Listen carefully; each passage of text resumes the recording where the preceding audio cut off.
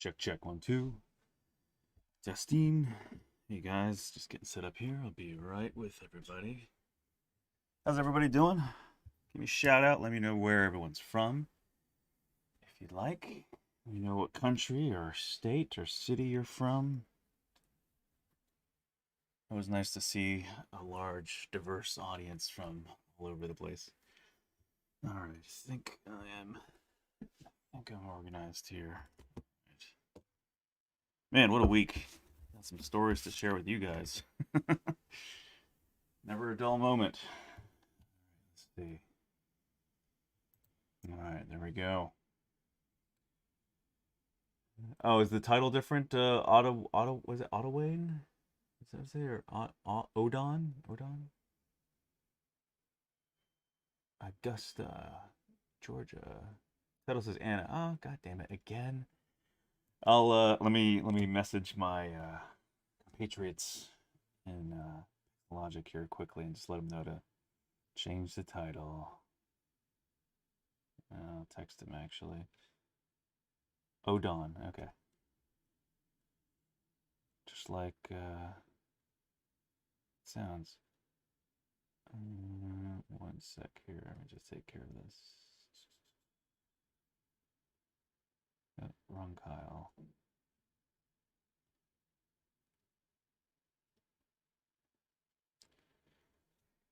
Quick favor to ask. The title on my YouTube video reads as Anna. Period.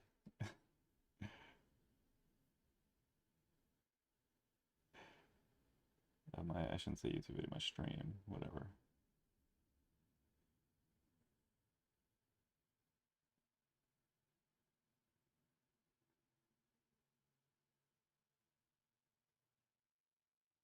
All right, I just texted him, so hopefully that'll update.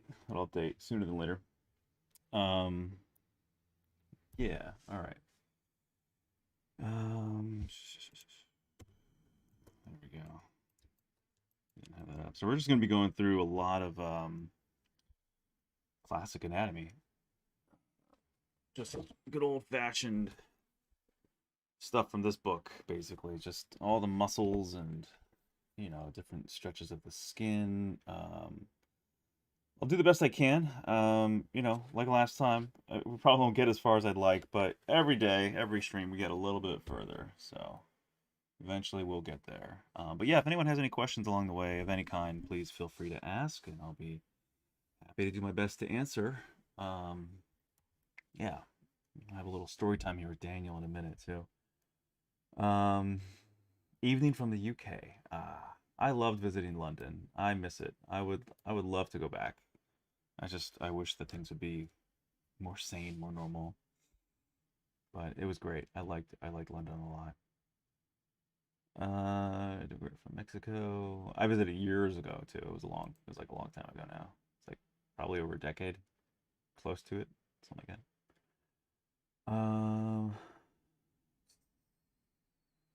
The color. What does it say? The color them. I want it. I wants it. The color. You mean? Well, you want me to poly paint them? You want me to texture them? I'm not sure what you mean. And he looked different. Hilarious. Um. uh, cool, cool. We got a few more people coming in. All right, cool. Well, welcome everybody. Yeah, so we've been focusing here on the male torso. I'm just gonna keep going with that.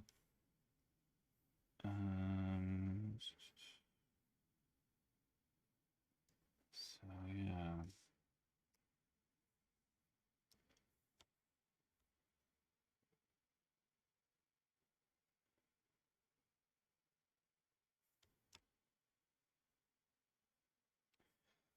So yeah, I'll tickle you guys with some adventures in Daniel's life lately. Oh, the UI scheme. Okay, that's what you were asking. I figured that might have been what you were talking about.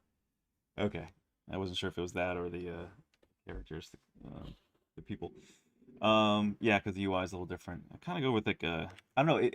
looks different on that monitor than here because all the calibration and colors are slightly different. I was trying to go for like a minty green kind of color, sort of aqua minty, but more on the green side. Oops. And I guess hopefully it looks that way to you guys. I'm not sure how the color's coming through. I got to get some sort of color calibration tool that really matches everything. Let's drop the coaster 1 second.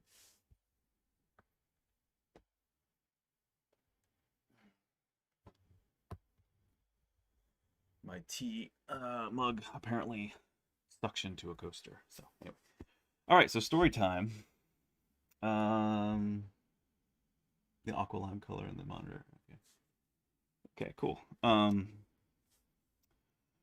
Yeah. So I ordered a package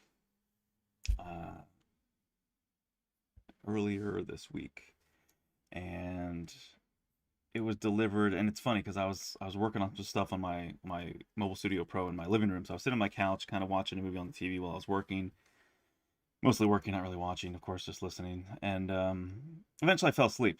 I just passed out because, you know, it happens when you're working until like 3 or 4 in the morning. So I was finishing up work and passed out and just curled up on the couch, fell asleep. Woke up, I think around, I remember being woken up by some noise outside. Like beyond the couch is a window, and beyond the window is a walkway in my apartment complex. And I was laying on the couch. I heard some rustling, like something being delivered. A package was being put down next to my next to the wall behind my couch. And I didn't think much of it. You know, I think I subconsciously knew like, oh, there's my package being delivered, and this is worth like a few $100, so it wasn't exactly cheap. But it also wasn't like, you know, $1,000 or more, so it wasn't like a huge chunk of money. But still, it's like no one wants to lose any amount of money to theft. But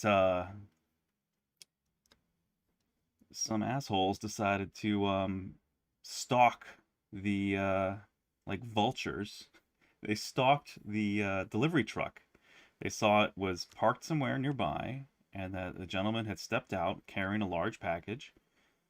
And it's rather heavy and awkward. Like it's a long, large package that is not, the weight isn't evenly distributed. So it's bizarre that it's just remarkable that they were so quick. So I found out that it was stolen quickly because a few hours later, I woke up like, it was delivered at 7:42 in the morning. And I woke up, I think around like 8:45, 8:30 maybe.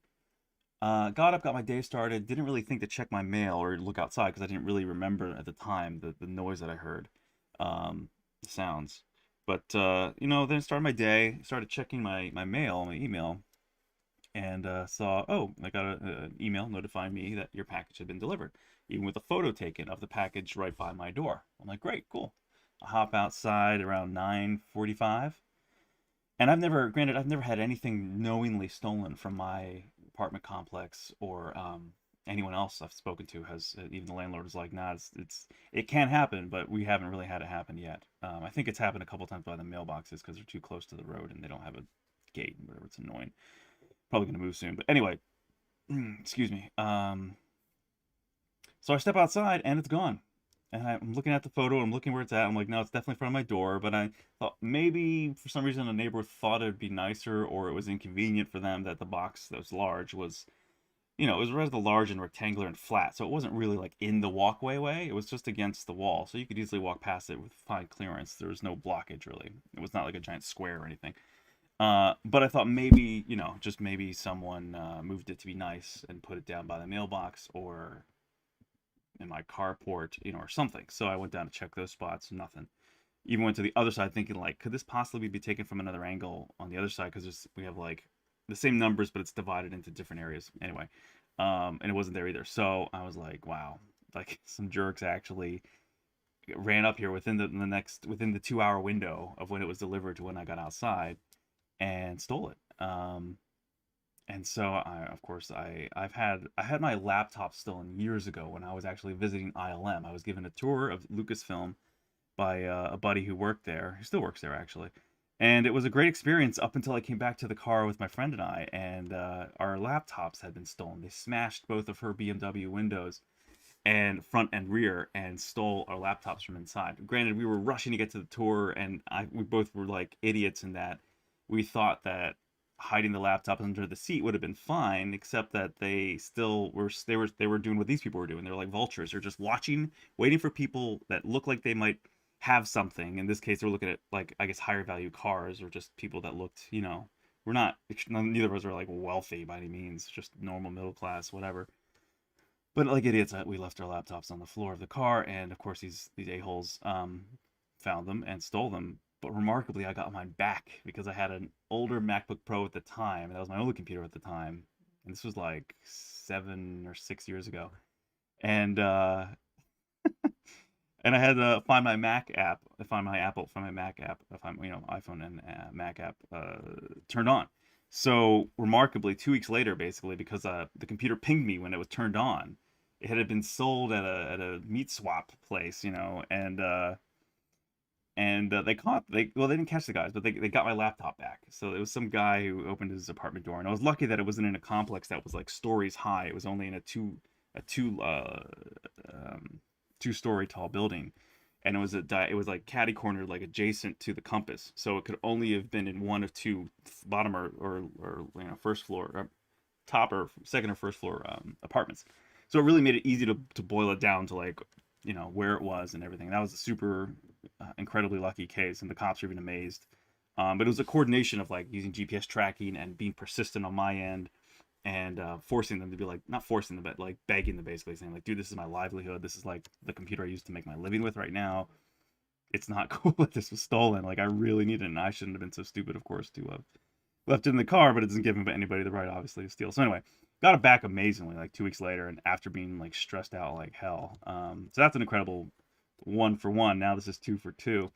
So this time, like I said, this package is a few $100, nothing really crazy expensive or irreplaceable, but still, just that feeling of violation. And so I have security cameras in my apartment for personal safety, of course, and just in case anything were to ever happen. But for personal security. But then I'm gonna have a couple pointing outside too. But actually, I already bought one. But I didn't have any at the time, and so and the apartment complex isn't really that great with security. So but I checked with my landlord, and he had a bunch of cameras, actually, aside from a Ring camera on his which he faces like right at the entrance and exit of our building. He also had additional cameras that I didn't know about, placed elsewhere, that recorded everything in the end. So at first we checked this primary Ring one, and it was like, oh, didn't catch. You see the delivery guy dropping stuff off, but we don't see anything else how it got stolen. But then he checked his other cameras later on. It was like, holy shit, we found them. We got the license plate, we got the vehicle color, we got their faces, like everything. So what happened, the way things played out here, long story short, sorry, too late, was that these jerks were canvassing. They saw the truck driver come out with a package, and stepped out and walked into the building. And as he is walking up the first story, up to walk in the balcony where the camera can see him walking on the balcony to my apartment, the car is driving their car. The thieves' car is parallel, in tandem. As he's walking, they're driving underneath him. You see them like animals, like hyenas, man, stalking the prey. And then they're doing a 5-point turn in the carport to turn around so they can really, like, race out when they get the package he was carrying to my door.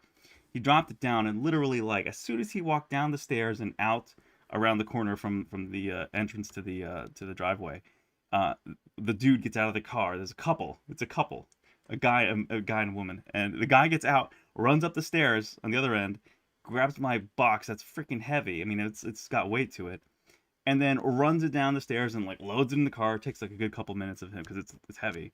The balls on these people, man. And then they drive out, but then before they leave, they decide to stop right by the mailboxes. And then the wife or the woman gets out, and she hauls her fat ass over to the mailboxes and waddles her way in there, and then starts rifling through people's packages in the mail slot, in the mail area. Just, she finds some stuff, sticks it in her bag, walks her ass back to the car, gets inside, and then they just casually drive out as if they live here, as if the, you know. But we got the license plate, we got the car make and everything. So thank God. So I call the cops that evening, have a nice 45-minute chat with a great officer. This guy was really helpful, and he took down all the information, and you know, it was just great, just awesome, dude. I mean, we talked about everything. We talked about like personal safety measures and you know, what are like the gun laws here in LA? Because I'm thinking about picking one up, you know, especially now more than ever. It's just like I'd rather be able to defend myself than not, you know. And I've been to the range a lot, so I know how to handle a whole array of firearms, whether it's handguns, shotguns, rifles, you know, revolvers, all that good stuff. I like to be trained. I'm not like a gun fanatic at all, but I rather like to. It's like, you know, like a condom. Like you'd rather have one and not need it than need one and not have one, right? Like it's just basic logic. So anyway, so we talked about everything, man. We just talked about, yeah, like what's lawful, what was, you know, just what are all the proper ways of going about everything legally, and you know, what are the responsibilities for gun owners and for like, you know, recording and all of that. So it was great, really informative, just great to get it, you know, straight from the horse's mouth, so to speak, you know, talking directly to an officer who'd been on the force for like 20 years and was like super solid dude. Canine unit actually too, really cool. Um, so sorry, I'm lining up. I'm just trying to like looking at different muscles here and the obliques, just trying to, you know. Anyway, so yeah, so he gets down all the information, whatever, and then so that was like Friday night, I think. Um, and then no, Thursday night. So then last night, I get a call from him. I thought, you know, because he said the odds of us finding this are really low. He's like, and it's not that I really so much wanted the package, like I could just, you know, I can get a replacement, but it's more so that I just that feeling of like, you know, just injustice, just like that feeling of violation, and just the audacity, that temerity, that just oh, the arrogance of criminals, you know, and just the fact that they were so stupid too. I mean, like they, you know, during the time when you're, you know, allowed to wear masks like crazy, or encouraged to, or even forced to in some areas, they were like totally exposed. God, retarded, dumb people, very unintelligent people. So yeah, so they caught him. They tracked, of course, the license plate. You know, they got all the computer equipment at the police station. So they logged in everything into the computer, and they found them down in Inglewood, and they got him. And they got him. So now they're arrested and they're in jail. And they found my package too. So it just was like, thank God, sweet justice. I mean, it's bittersweet in some ways, because I know like the laws here, it's like theft is not as, in this kind of theft in this time right now, jail time and everything is not nearly as what it used to be. So who knows how long they'll. But the fact is that they were at least caught, and that they were that they, you know, we figured it out, we pieced it together, we all worked together, and we solved the crime, and it just felt great. It felt great to be like, to go from that feeling of violation and anger and frustration that there was little I could do, to using all of our resources together, and being persistent, like not just giving up. Because a lot of people just have something stolen, they're just be like, crap, like okay, that's it, damn it, you know, like it's gone. But nah, we thank God for cameras, man. So moral of the story: if you don't have security cameras in your place, get them. Get them now. Go on Amazon, go on eBay, go on Best Buy, wherever. Go out to Best Buy. Just get yourself some security cameras today, and you can get them really cheap. They connect to Wi-Fi. You can check them on your phone. You can be out of your apartment, get an motion alert when you're not home if someone walks by your door, or someone enters your building, or your home, or whatever, and they'll alert you. You know, there's a lot of great cameras out there now, and you can get them really small. Like you would never almost see them unless you knew what to look for. So go out there, do your research, but I just recommend highly that everybody get some security, man. Like you can't go wrong, right? So anyway, that's my story. That's story time with Daniel for today, as far as crazy adventures. I'm glad that we caught them, and that they're gonna get their just desserts, so to speak. Yeah, I've had a number of run-ins. I've done ride-alongs with cops for the course of a couple months back in the day, like after college, for research for a book I was writing that I'm still gonna finish at some point. Um, and it's funny, you know, like this is the other thing too with the climate today. Like this cop even said, like, there are definitely cops who should not be police officers, like, hands down. There are a-holes, because it's human. Everyone's human. There are a-holes in every organization on the planet. If it's human, it's flawed, right? I mean, which is everything, because even things that are man-made, even the AI, it can be man-guided. So it's, you know, um, so it's never to say that anything is flawless, no matter what it is. But there's definitely people who have, you know, ill will, and those are people. There are people who really want to help, and he's definitely a great cop. He's a good guy, and but he acknowledges that there are a lot of officers out there that are not great people. Thankfully, I got a good one who sees that, and yeah, worked well, worked hard, and was a stand-up dude. So yeah, so just crazy, just a wild ride today, or I mean this week I should say. Um, yeah. So anyway, um,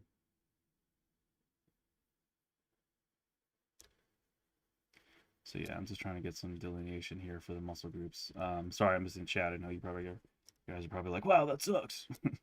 um, um,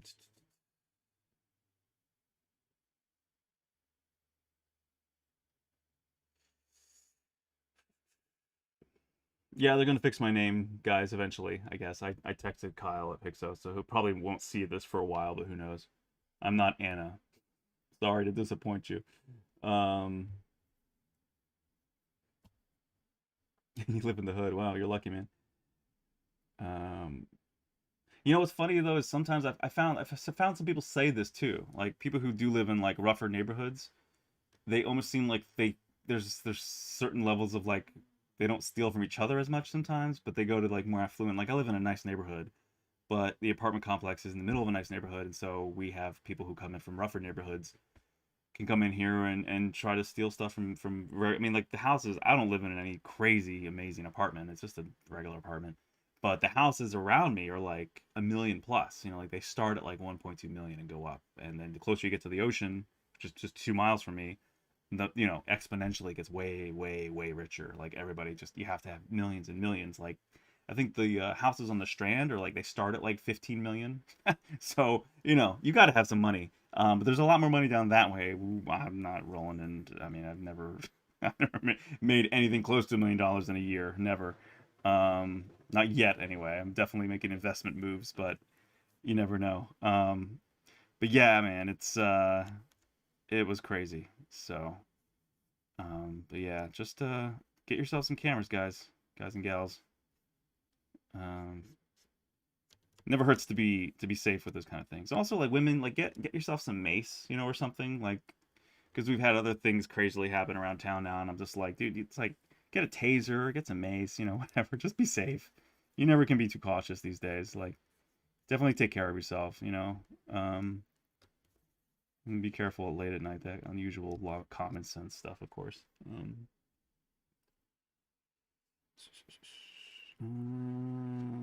Isn't tampering with male federal crime? Yeah, yeah. Actually, I talked to him about that too. He said it's yes and no. I mean, it is, but it's like it has to be there has to be really specific things that happen for the feds to actually get involved. So it has to be like someone took your mail and opened it and then, you know, did something with it or um you know, it has to be a bit more. I think he didn't give me too many specifics really, but he just said there has to be a lot more done than just stealing an object, a package, for it to be considered a federal crime where the federal, you know, like the Federal Bureau of Investigation will get involved and actually send an agent to do something. You know, if it's like a bank robbery, yeah. Like I actually was part of a massive, a victim of part of a big crime spree that some guys did back in Pennsylvania when I was much younger.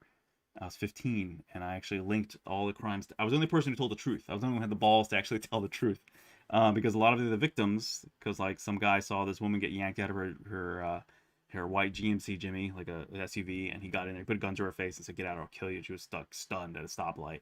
He yanked her out, jumped into the vehicle, and stole it from her. And then he went to F&M, Franklin and Marshall College, and stole a bunch of instruments and tried to sell them on the black market because he was like a heroin addict, so he was out of his mind. Him and his buddy. So yeah, it was a crime spree that they were guilty of, and then they hit my house, my house where I was the only one home at the time, I was 15, lived with my folks, of course, in suburbia, and they chose our house on December 15th, I believe. Whatever, yeah, middle of December, and they chose our house because the guy who was the main uh, assailant, knew the people who lived in that house in high school.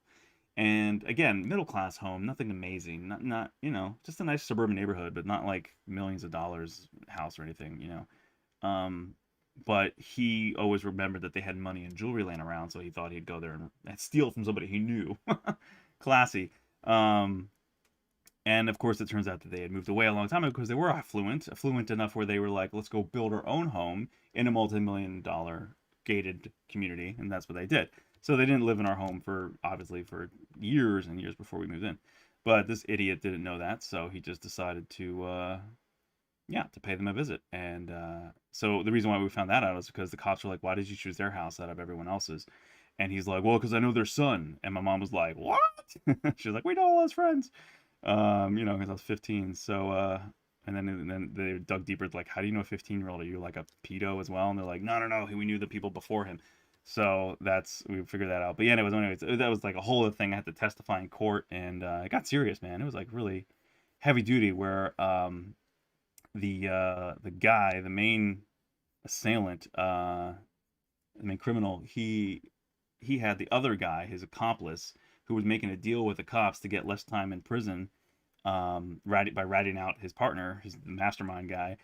He was found dead 2 weeks before the main trial after we did a preliminary hearing where I had to testify against both of them. Then he was found dead in his cell 2 weeks before the main trial, which was months after the preliminary hearing. Died from a bad batch of heroin that someone laced heroin with a bunch of other stuff and he injected it.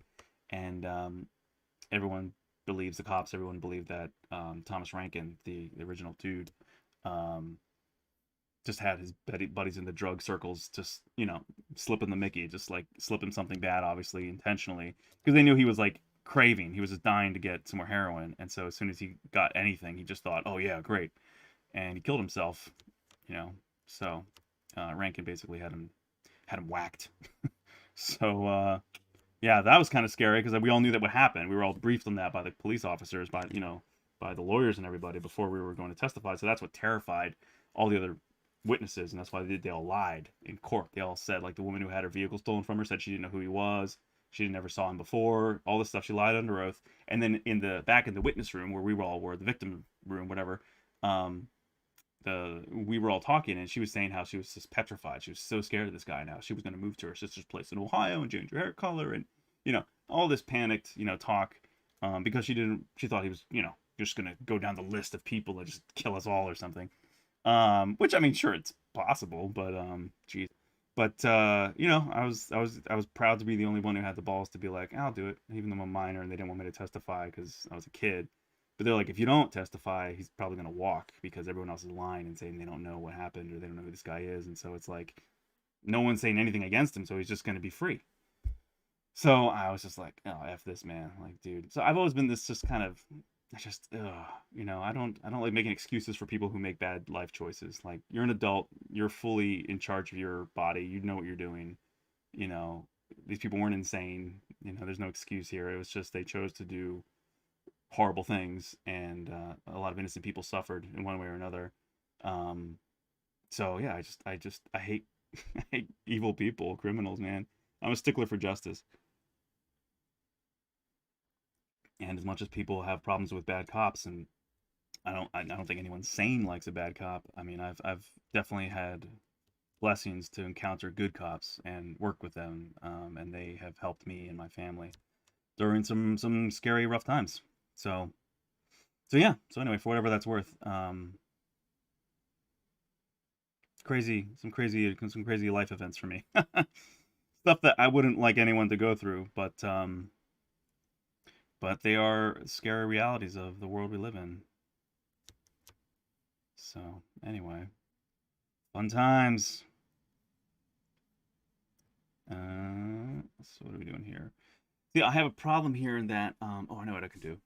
Because I'm looking at how this model's arranged is the opposite to how they have a model in the book that's like having his arm raised. So it's flipped for me. And so it's having to do all these like adjustments to match this musculature is kind of it's really throwing me off. So what I'm gonna do is I'm actually gonna snapshot a picture of it with my phone and then invert it that way. And I think that will make my life a whole lot easier. So, you know, do whatever tricks you can, man, guys. Like, you know, if you can do simple things like this, it'll help you a lot, you know. Just always be resourceful. So I'm just going to email that to myself, and then I can bring it up here and use it as some great reference. So that one and mail to myself, Daniel at lion-arts.com.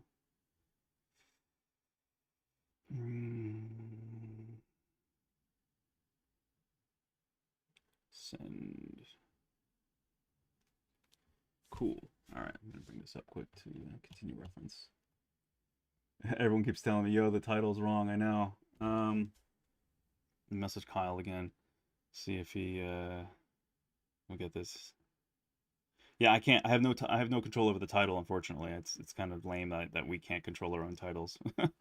But it's the way their system is set up.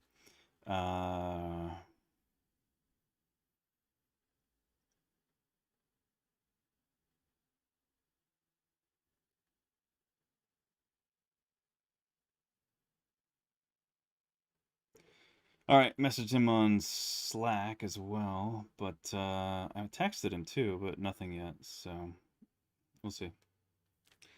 But yeah, sorry for anyone who's coming here expecting Anna, and it's me. I'm sorry. Sorry, man. I'm sorry I'm not a lady. All right, let me see here. Let me pull up the images that I was sending myself. Excuse me.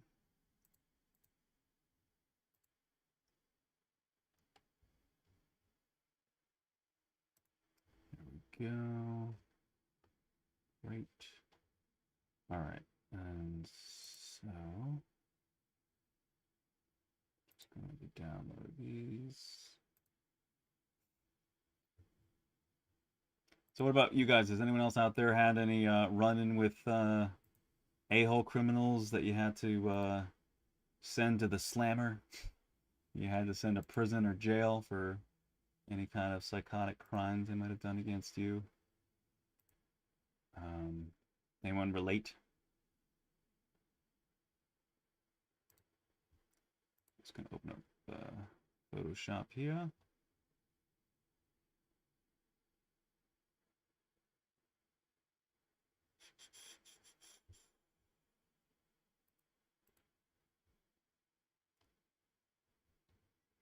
One more second, excuse me, sorry.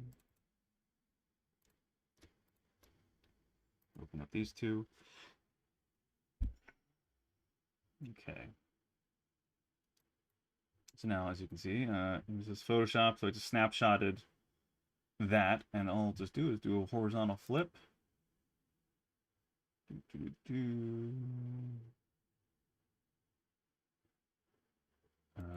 Oh, yeah, I have to, there we go. Boop.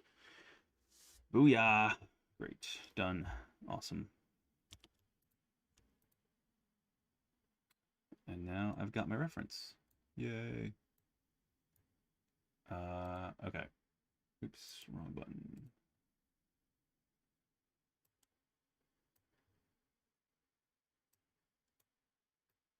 And what else does the chat say?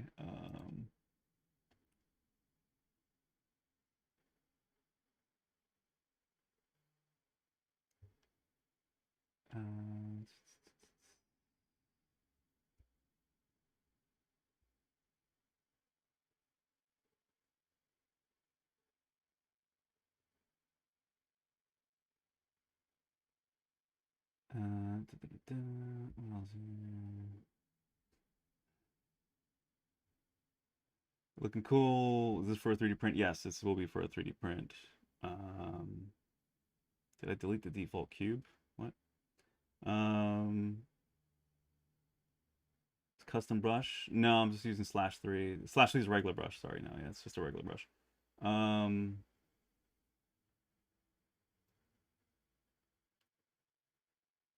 title different. Everyone's talking about the live stream title. The admin's Pixologic, guys. I have no control over it, unfortunately. No, I'm not making any angel. This is Cupid and Psyche. So I went to witness protection. No, they didn't have any witness protection in Pennsylvania at the time, which was psychotic.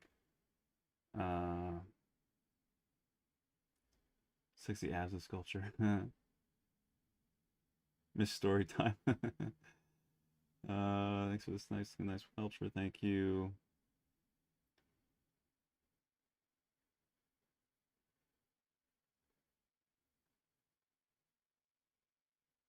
There's a subculture of no snitching in the UK, which leads to the growth of more crime. Nice. Frontal confrontations with those people. Yeah, of course, best to avoid. Yeah, whenever possible, definitely. Former public safety officer, so I had many different run-ins. Nice. Wow. Or not nice, but it's cool that you can relate. Yeah, man. There's scumbag people everywhere. Unfortunately.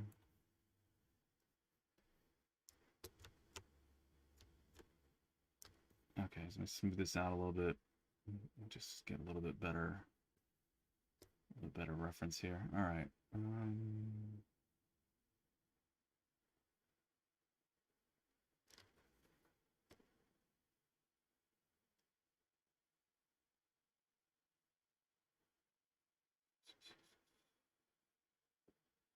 So yeah, there's like usually two muscles here.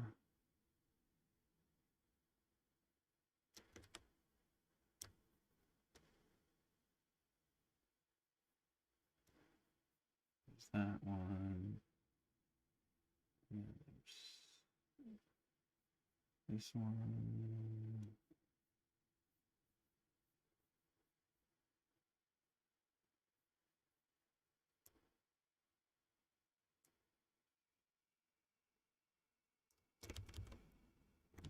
Do that a little bit. And now we want that a bit more like that, I think.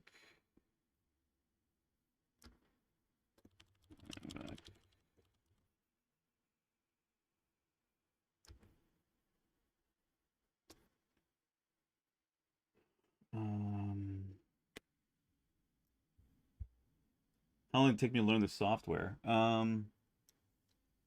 Nice, he says. Sorry. I mean, it's just nice to see someone else can relate at least. How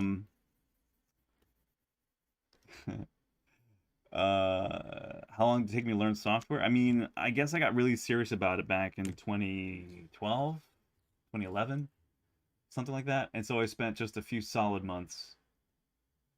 So, I mean, but realistically, then it was like practice and learning more and practice and learning more. And so, I mean, it's hard because it all evolved, but I mean, to learn it and to be really confident with it, I mean, probably a little over like 9 months, 8 months. I mean, maybe a year altogether, just to be safe, to say I really felt like I knew almost everything that there was to know, or in general, for ZBrush, yeah. So but I mean, you can learn the basics and how to really get going in it. I mean, within a week, less, I think you can really. I mean, you can learn the basics in a day, of course, but like to really start moving around and feeling comfortable, give yourself a week. And then from there, it's just practicing and learning new techniques and learning what different tools do and what you need them to do. So there's that, yeah.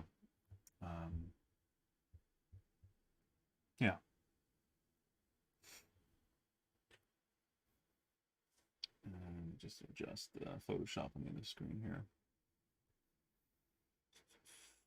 So what's everybody doing with their well, for me here it's like afternoon, but for you guys maybe it's depending where you're at, it's evening or morning.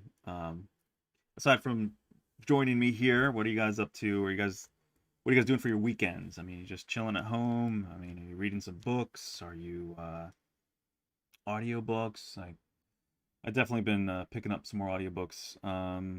Listening to one right now by Eric Swalwell. Swalwell? Sowell. Brilliant guy, economist, intellectual, smart man. And it's talking about intellectuals in society or intellectuals in culture. I mean, I forget actually, but it's been a few days since I picked up and left off with it. What's it called exactly? Intellectuals and society. There we go. Thomas Sowell. Yep, great. I've also been slowly going through Rich Dad Poor Dad. Another great one about economics, about how you perceive wealth, money, acquiring it, managing it, all that good stuff. Everybody should read Rich Dad Poor Dad. If you want to become more successful and be better with money and make more money, just pick up Rich Dad Poor Dad. I mean, it's not like a, end all be all solution, but it definitely helps you, I think, reconfigure the way you look at money and the way you think about, what you do with your income, right? And how you manage it, how you invest it, differences between assets and liabilities, stuff that everyone should know. I think the interesting factor when you think about education across the board overall, schools will teach you how to do certain things, how to follow orders very well, how to obey, how to do a certain process of something, or how to learn about certain subjects, but they usually won't tell you how to become and manage wealth, how to become wealthy and how to manage it. They don't really cover that at all. Interesting. Think about it. Why wouldn't they? Why wouldn't they want everybody to know how to be wealthy and how to manage their wealth well? Good things to know, good questions to ask. So yeah, a couple books I've been going through. I'm trying to get back. I'll go through these ebbs and flows where I'll listen to a bunch of different books. So I'll be reading a bunch of different books, and then I'll go through a big span of time where maybe I kind of get not tired, I guess, but I just find a flow, and I'm like, oh, I'm discovering new music, so I'm listening to a lot more music right now. I'm listening to some music, so I'll go back and forth between those kind of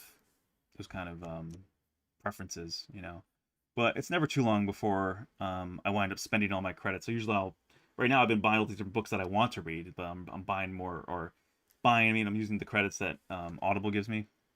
So they give you one every month. And so there'll be sometimes where I'll let a few months go where I won't get any new books, and then I'll learn about some new books that I want to read, and so then I'll go and just buy all of them with the credits that Audible gives me, and it's great. I love it, man. Audible's awesome. So yeah, if you guys haven't gotten an Audible account yet, it's the best $15 a month you will spend. Definitely better than if you have the choice between spending $15 a month on Audible or on like HBO Max. Do Audible. Way more value there, for sure. But if you got 30, do both. But yeah. I love Audible though. It's great. The trouble with the shot too and the references, it's straight on, really, and it's not. I mean, I guess that's why I'm going back and forth. I'm looking at kind of how these interweave. The obliques are always a little challenging for me. I mean, I'm not gonna lie. Just gotta think, like, you got some that are coming kind of downward. You got the ones rising up from the ribs. I guess that's one way to think about it. Rising up and then kind of coming across. But since these are raised, the coming across is even kind of doing this, right? Oops, wrong button. Sorry, what else we going on? Sculpting looks scary, lol. Let's just take a break from making a teddy bear in ZBrush. Nice. So, chilling with the kids. All right. Rich Dad Poor Dad is a third in this period nonsense. What? It's in this period nonsense? Oh, in this period of like hardship? Well, not really, man. I mean, depends what your status is, as far as like your it depends what your bank account's looking like, and I don't think that is ever nonsense. Knowing how to manage wealth, whether you're poor or you're doing okay, you still have to, you should know how to manage your money. It's definitely important. So I disagree. We'll definitely pick it up after I finish reading Little Prince. Little Prince, nice. They made a great little feature out of that too, right? A little movie with a fox and right? They did that whole thing with it was on Netflix, I think, right? And who they have? The fox's voice was James Franco, I think, right? It's been a while. It came out a few years ago. It was really beautiful. It was touching. It was beautiful, like stop motion and computer animation put together. Rich Dad Poor Dad's awesome. Yeah, we're about 3 times. Nice. Can't see full. Oh, you want to see the whole thing? Yeah, yeah. Sorry. Let me zoom out here. Sorry. Yeah. For those who just joined a little later, here's the full piece so far. So we're getting there. And I can zoom in on here a little bit too, so you guys see a little bit more of this. I've got the cloth flowing up.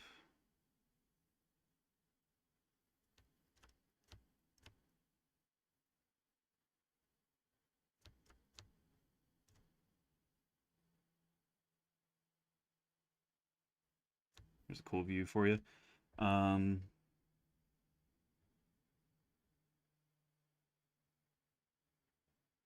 Practically everything's different for everyone. Yeah, of course. But if you make money, knowing how to manage money is always a good thing for everybody to know.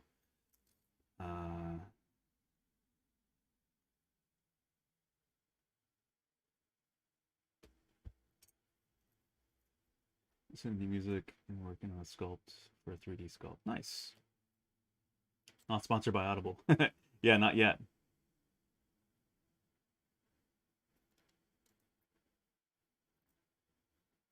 Dude, you got raid? No thanks. What?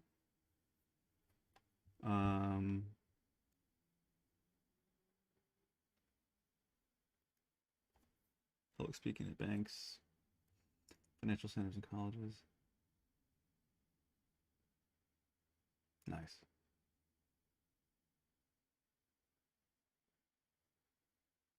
No, I don't have alerts. No one gets alerts as far as I can see through OBS, and you don't get any ding or nothing for when people message. Yeah, I mean, unless there's a way to turn it on, but I actually don't really care to get alerts. I'll just check in now and then. Aragon from ZBrush to bronze statue. I have not yet, but a buddy of mine, acquaintance. It's like, yeah, it's like, what do you categorize certain people as? But like, David Krentz is a phenomenal artist, a fantastic artist. You know, we're friends on Facebook, and I've met him a bunch of times, you know, a handful of times in person, at like the ZBrush Summit or I think other conventions like Monsterpalooza. Anyway, he's an amazing sculptor, fantastic artist, really nice guy, good husband, father, all that. He's also a mutual friend of mine with some other friends, and he does amazing dinosaur work. I mean, I'm a huge dinosaur nut myself. I probably haven't, not probably, I have not done nearly as many dinosaurs as he has. Even though I'm a huge dinosaur fan, it's like I almost don't want to be. I've already been pigeonholed as like a dinosaur guy with raptors and whatnot. But yeah, anyway, his dinosaurs are awesome, man. So I love his work. I'm a big fan of dinosaurs. So when an artist is really good at dinosaurs, I'm usually a fan of theirs. So yeah, David Krentz is awesome. So he has this beautiful T-Rex sculpture that he has turned into a bronze sculpture, and it's absolutely gorgeous. I'm sure it costs more than an arm and a leg, so I won't be able to afford it. But I mean, if I had the money, hell yeah, I'd get it. Gorgeous, gorgeous piece of work. Hey there, ingredients from Germany. Awesome. Are you using dynamic subdivisions on this piece? No, I'm not. Tend to ignore it while making stuff for jewelry, and I'm not entirely sure if I should make more use of the tool. I mean, I think dynamic subdivision is just a nice way to preview, you know, how things will subdivide. And I think it seems to be more useful for like when you have a lot of different parts. I've seen them use it for a lot of like hard surface pieces. Um, Excuse me, I don't really see much of a huge advantage to having it turned on for something like this. Maybe but I'll admit I haven't used it a lot and like found a reason or a need to use it. So maybe I'm missing benefits from it without having a full deep knowledge of what it does, other than providing subdivision artificially, kind of. I guess if that's the right way to phrase it. It's almost like instancing subdivision, right? Because it's not actually subdivided, but it's sort of showing you what it will look like subdivided. So yeah, maybe if you guys have if anyone has more experience using dynamic subdivision, feel free to let me know. If you see what are the pluses and minuses to doing that versus just doing regular subdivision. Yeah. Anyway. Tend to ignore it while making stuff for yeah, okay. Friend, acquaintances, soul/ZBrush brother, fellow 3D nut. Nice, yeah. All of the above. Funny. Okay, anyways, let's get back to the obliques here. I feel like this is still wrong. I feel like it's not quite right.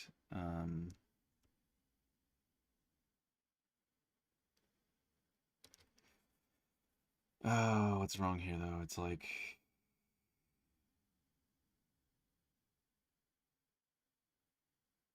I think maybe the arm's just not raised enough, but I think this still needs to go more like that, I guess. And then this one needs to come out more like this. And then this more like that.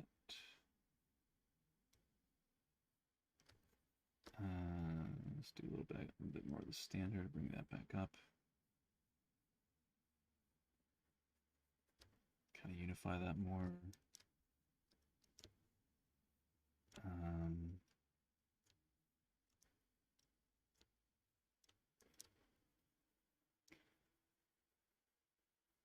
And if anyone has any questions, again, please feel free to ask, and I will get back to them. If I'm off on a tangent or just on a bunny trail of a story or something, sorry, not sorry.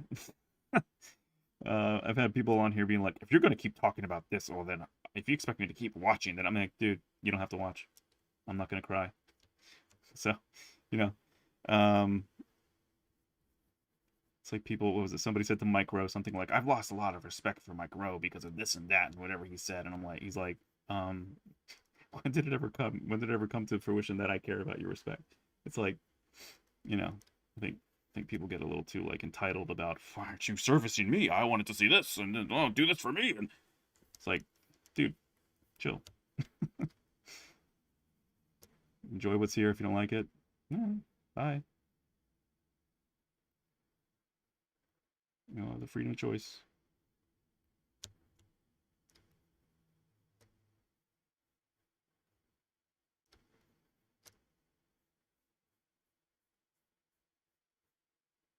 Other artists will be on.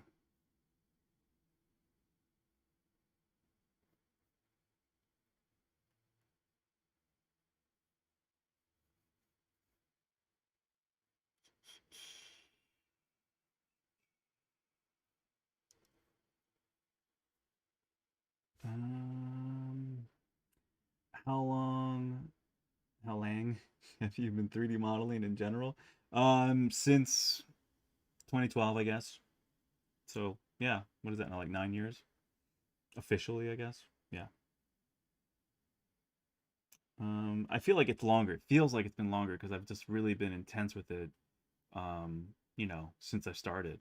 So I mean, 2012 to now is not that long, but I feel like I've done it a lot longer. Um, and I feel pretty good about my knowledge in general of and being able to have worked on films and commercials and even some VR games that are still coming out, and now learning Unreal and making my first short film in Unreal. Um, I think it's just a testament to how fast you can learn and how fast you can pick things up. And I don't feel like I'm the fastest at all. I mean, I'm just saying that if I'm feeling that way, I mean, I'm sure there's people who are just, like incredible genius freaks in nature who picked it up even faster and have gone further than I have. So, let that be an encouragement to you guys. If you guys are interested in ZBrush, don't let intimidation or fear stop you from learning the software, man. It's great. You will love it. Stick with it. Persevere. Don't give up. Don't get discouraged. All of us, as the famed Ryan Kingsling once said, coined the term, I guess, the phrase, we all go through the valley of the suck. It's true. I used to work with Ryan for a little bit, and that's where I really grew by leaps and bounds in ZBrush knowledge. Not so much directly from him, although his basic intro definitely helped. I learned a lot from Paul Gabry, who's of Pixologic fame and a really great, solid dude. We've known each other now for years. I met him through Ryan's site back in the day, which was called ZBrush Workshops. Doesn't exist anymore. Yeah, that's where I really grew quickly, because then I was hired by them because I picked up ZBrush pretty quickly, and they, William Detry is a good friend of mine too. I met him through that same site. He was the main assistant to Ryan, and then he encouraged Ryan to hire me because he saw I picked it up quick. We got along well, and I was professional and friendly, and I have a former medical background. I used to work in the ER for a couple years, and so being in the hospital, I'm not saying that to brag or to sound pretentious. I'm saying that because it was an incredibly life-changing experience working in the hospital, thinking I wanted to pursue medicine, thinking I wanted to be a doctor when I was like 18, 19, and 20. And that experience helped me really grow and stretch as a human being. As a young person, of course, 18, 19, and 20 are very young, formidable years. You know, you're just barely an adult legally, and you are just really acquiring, you know, the majority of your life experiences begin, I think, you know, once you leave high school, really. Um, and you really start developing your frontal lobes that crystallize more when you hit to like 28 or 23, whatever it is. Um, so there's that. And so that experience really helped me interact with and be forced to interact with people of all walks of life, whether they were criminals, whether they were just like people who were just poor, just had bad luck, people who were very affluent, who got in a car accident, people who got mugged by someone who was from a bad part of town and they got stabbed, but you know, and then bad, like I had to treat all of these people. I had to work with all of them, right? People got gunshot wounds, right? Like I had to treat the everyone. It's like, you know, the Hippocratic Oath goes across the board. So we were all in it together, working as a team to help everybody, everyone that came in through the door, and it really was a life-changing experience. And so it really helped me just understand how to relate to PhDs and how to relate to somebody who dropped out of high school, right? So you just have to be able to manage all of that. And so, and I think, you know, William picked up on that, and that's what kind of, you know, that and just being professional and being friendly. And like what I tell a lot of students, a lot of times young people ask, you know, younger artists, I should say, because you could be an older gentleman or lady and still be young in the arts.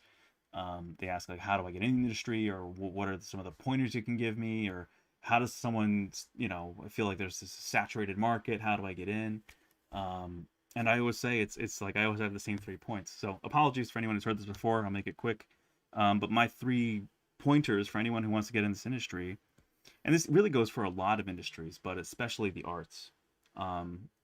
There's really just 3 main factors that I look at, and there's many others that can filter through this and come out of it. But number 1 is, of course, be excellent at what you do. Right, your work speaks for itself a lot of times. If you do exceptional work, and it's not just the technical side of things, you know, because a lot of art is emotional, right? It has to connect with the heart, the soul. It has to connect with the mind. You have to stimulate people in a way that it hits them emotionally. They feel something and they feel good. It's a positive emotion, inspiring or exciting, maybe even scary, but it's still attractive, right? It's not just aiming to offend or aiming to slander or attack. You know, I think those are all very negative things, and they, like anything, they can be useful, but I think when it gets like over politicized, then it starts to repel people, and you're gonna start finding factions that like your work and then a lot who don't.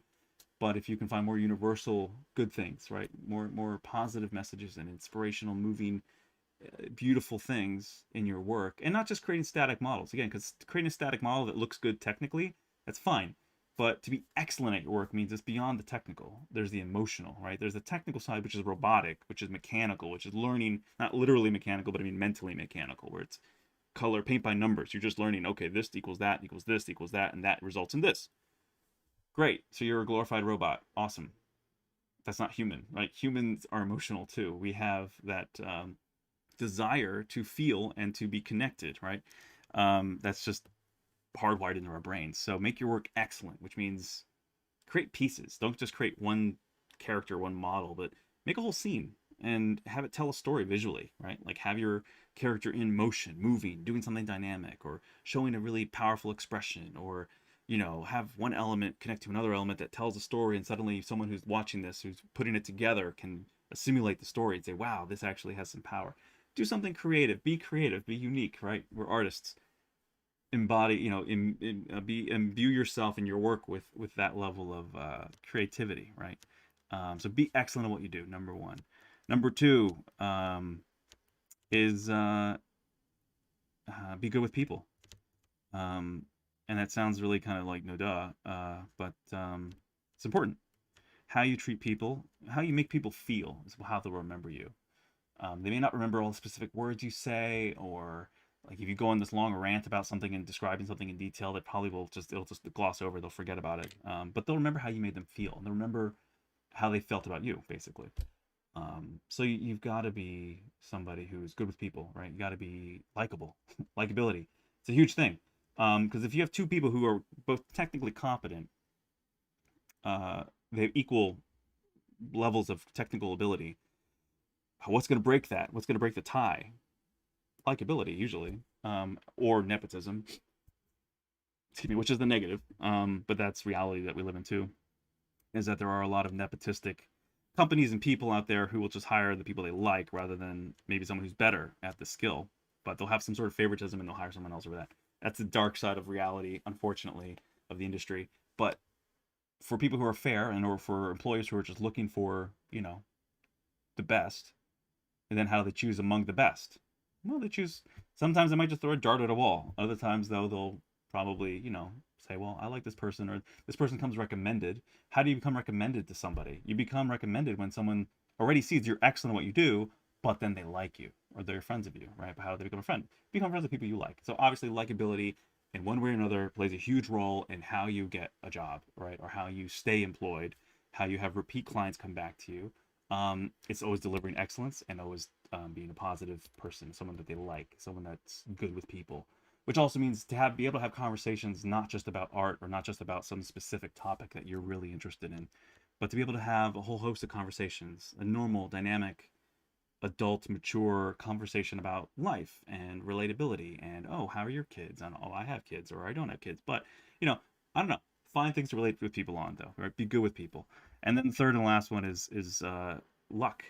And by that, I really mean luck favors the prepared, right? That famous phrase. I think it's the Boy Scouts phrase or whatever. Always be prepared.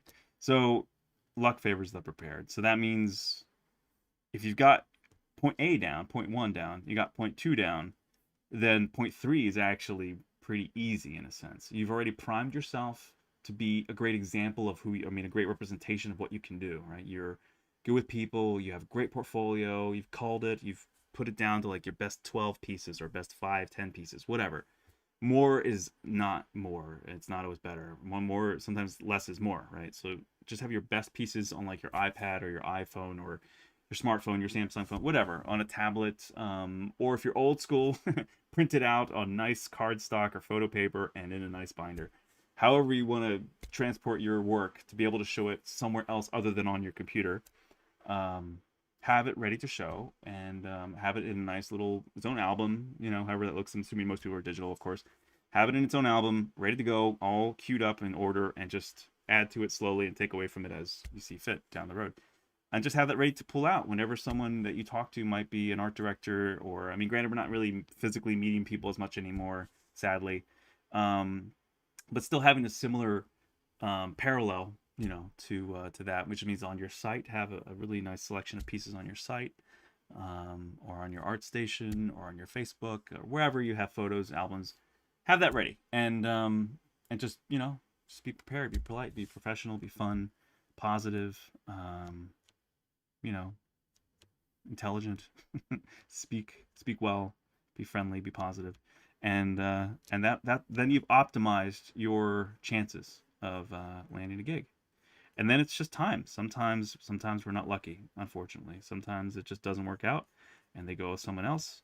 Or even then there's the price of the talk of money. Again, here we come back to finance. You overcharge too much, you're too expensive. If you don't know what the rates are, you know, or what's auto saving. You know, if you don't know what to charge and you charge too much, that can be a problem. That'll be a reason why you won't get hired. And there can also, I've lost a few jobs to that, a few gigs, not jobs, but like, you know, short-term contracts because I was a little too high. And sometimes you're worth it. Sometimes you're right to charge at a higher rate, and the person who's trying to hire you just is clueless. They just don't know what your value is or what is the standard value in the industry, depending on, you know, who's hiring you or who's approaching you for work. So don't undervalue yourself, right? That's another thing that's important. But also talk with other artists, you know, about what are standard rates or what is a good rate for a junior artist versus a senior artist. And also like VFX versus 3D printing, you know, versus like a 2D render, you know, like there's different tiers and different ways of pricing things depending on what the final product is supposed to be, and also just the amount of work that they're asking you to do, because some people have no idea what 3D all involves, and they'll just say that they want you to, you know, create something for them for a ridiculously low price, and that's just not realistic. I mean, it's just, you know, then it just becomes asinine and almost insulting when they say, oh, well, can't you do it for $500? Are you kidding me? Like, do you know how much work this is? Do you have any clue? You know, of course you don't say that to them. You just think it and say, I'm sorry, I can't do that for that price. It's got to be X, you know, that's my lowest I can go. And then sometimes you just got to part ways and say, all right, well, I'm sorry this couldn't work out, but hopefully maybe sometime in the future we can work together. And there it is, you know. So anyway, so those are my long story short, probably not too short, of advice for people trying to get in the industry. Um, be great at what you do, be good with people, and make your luck. Do the best you can. Anyway, regarding texturing, so I got normal map from Marmoset. Sorry for the background noise.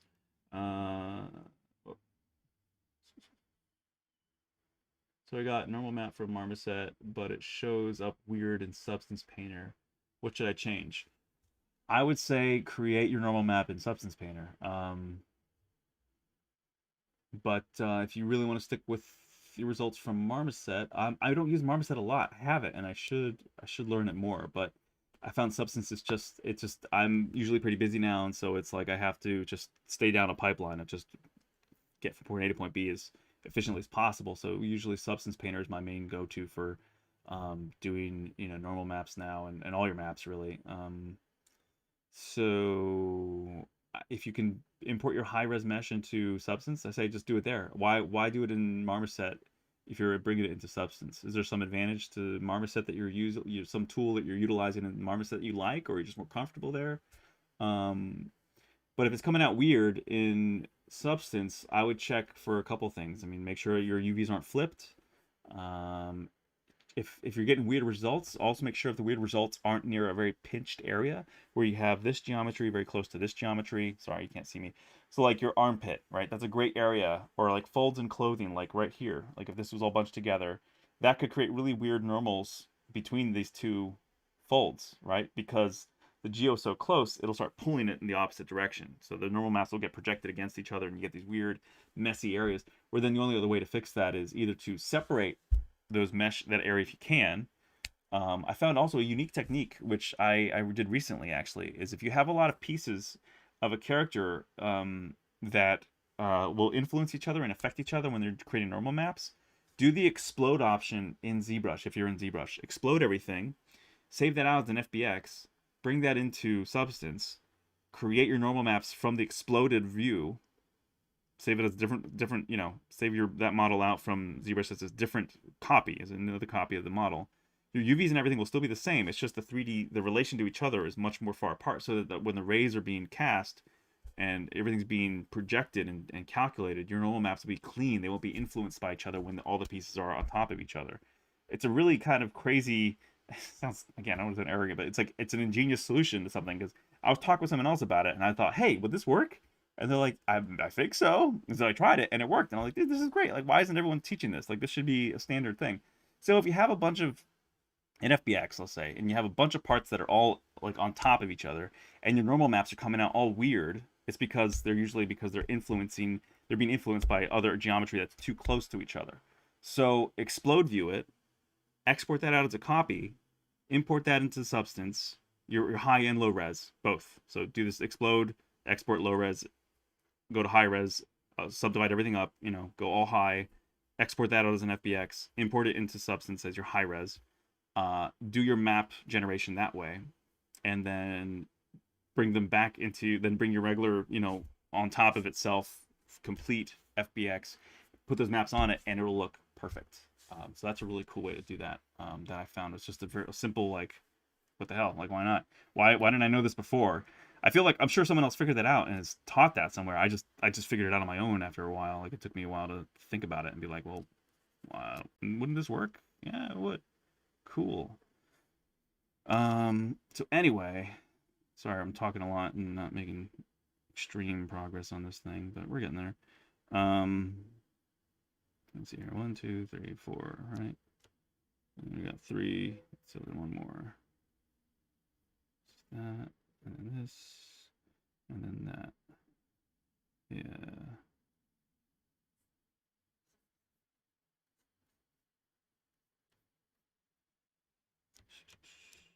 Okay.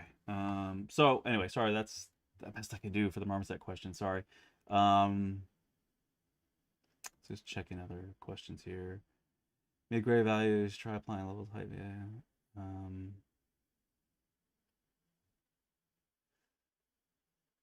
Yeah, we'll see the mid-gray values though. Try to apply levels. See that height channel. Oh, in the height channel. Okay.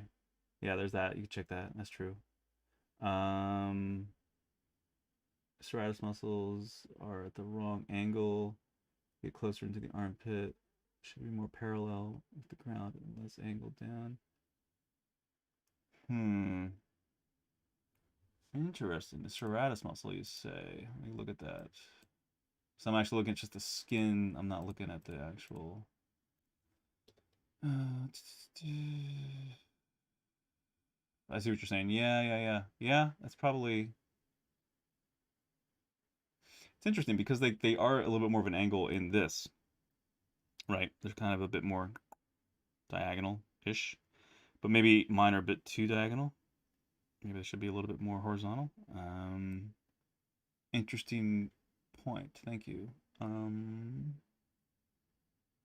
Serratus interior. Yeah. I appreciate the critique. I'll see what I can do. Where'd you set up ZBrush to show less detail while you rotate your sculpt? I forget actually. That's like that's like a thing that's usually on by default. When you rotate, it goes to low detail and then it goes back up to high. I think it's at first, and I still kind of find it annoying at times, but I mean, I know it helps for just rotation so that you get smoother rotation. Somewhere in preferences. I don't really remember. I don't remember where exactly. To be honest, I haven't messed with that. I never messed with that actually. I remember finding it once and seeing, oh, that's an option, and I never chose to change it. You can probably Google that though, I'm sure. Go to Google Docs. So look up a Google Docs, excuse me. ZBrush Docs. Look at Pixologic's ZBrush documentation online, and you should be able to find where exactly that is. I haven't had to touch that in forever, so I'm sorry I can't direct you quickly to where you should go for that. It's a good question though, man. I'm sorry. I don't know exactly. I remember seeing it, but I don't remember where it is. Yeah. Sorry, I can't help you there. But it should be an easy find. I think if you Google it, you should be able to find it. No idea what you mean. You got any vid you can see for it? Oh, you're talking to someone else. Okay. Catch you later. Have a great day. Sadly, have to go. Oh. See you later. You probably left by now. Sorry. Thanks for stopping by. Gray art almost always speaks universally. Yes. Operator versus artist. Yeah, exactly. Work perfectly. OpenGL. Ah, there you go. Yeah, that can be a thing. Just finish my donut. What's tessellation? Yeah. Could be a TED talk about the art industry and motivation right now. Like you're thinking, but shows us some more tips in ZBrush. I worked it. No, maybe you can explain simple terms. We are working for as well. Desired robot knows software. This is true. Yeah, a lot of people do want a robot that knows software for sure. They'll train you and craft you into the image. Yeah, it's true. I mean, a lot of times we are glorified art robots, art monkeys. You know, we're just here like, all right, create art. Here's a picture, make that. Yeah, and it happens a lot. But that's why you got to do your personal projects too. You know. And that's also, again, if you want to be a designer versus, you know, a production artist, there's a big difference. Concept artist, and I'm trying to lean more toward going for more concept and design, because as much as it's nice to be a production artist and know all the ins and outs, it's not always as fun, honestly, because you're just paint by numbers. You are just being an art robot, you know, a lot of times, sadly, it's the truth. You want to work for Marvel, or you're just going to be told what to make. You want to work for Disney, you're just going to be told what to make, you know, unless you are a concept artist or a, you know, designer of some kind, creature designer or character designer, in which case you've got to have a lot of that in your portfolio, you know, a lot of original stuff, which I should do more of, honestly. It's a good point. Yep. Da, da, da, da. You forgot to say enjoy yourself. Yeah. Did you have some kind of daily routine? No, I didn't really have a daily routine. Edit options in Marmoset are too awesome for baking. What? Are too awesome? Always bake my maps in Painter 2. You tell it what's your high and low poly and it does the job. Yeah. Direct test versus OPGL. Yeah, that's it. Flip green channel. Yep. Obi-Wan 109. Hello. Man, I just wonder how many hours you can go without losing focus. My neck and back are stiff. I'm like oak tree. Yeah, work needs a little intensive. Concerns me about my health. Yeah, that can happen, man. Drink a lot of water. If you guys are getting too stiff, you know, like sitting in one pose and just doing it, water, drink, hydrate. That's a big part of it. And take some anti-inflammatory stuff. You know, if you're really finding like things are really kind of getting tight, maybe you gotta, you know, get rid of some inflammation. That could be a thing. That could be an issue for you.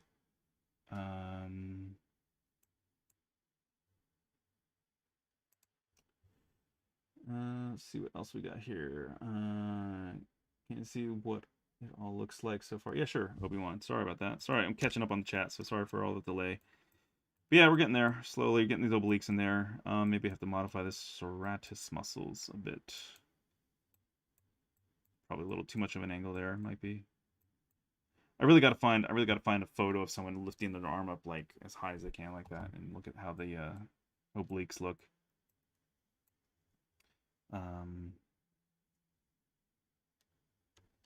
Yeah.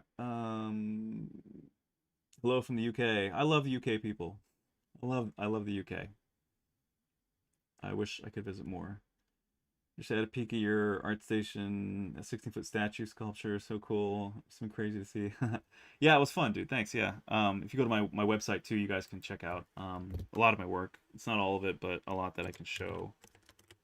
Here's my website if anyone wants to see kind of a wider breadth of my work. My art station's not super up to date. I don't really keep it up. I should, I guess, but I really don't like social media, honestly, that much.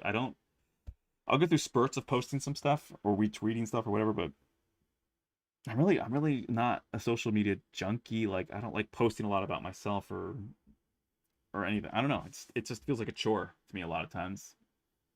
I'll get sucked in scrolling and like looking at other people's stuff or you know finding out stories or whatever or hearing people dialogue or whatever, but I don't really like. I don't know. I've got to get better at it, I guess, or I got to force myself to enjoy it more. But it's painful to me, honestly. I don't really enjoy posting much a lot anywhere, really. Not really. I don't really like it, honestly. It just feels like a chore. It feels like a rat race a lot of times too. It feels like cheap competition sometimes, or just I don't know. I'm not a fan. I guess I should get better at it, but just, I'm not like that super competitive person either. I'm not somebody who like, oh, you want to compete against me? You want to do this? Yeah. Like I'm just like whatever, dude. F off. I just don't give a shit. If somebody's like that competitive and they want to like compete again, I'm like, dude, just you know, whatever. I don't care. You go do your thing, man. I'm not. My eyes are far down the road. My eyes are like 20 miles down the future. I'm not looking at what's right here. A lot of people are focused on this, and I'm like 10 miles down the road mentally.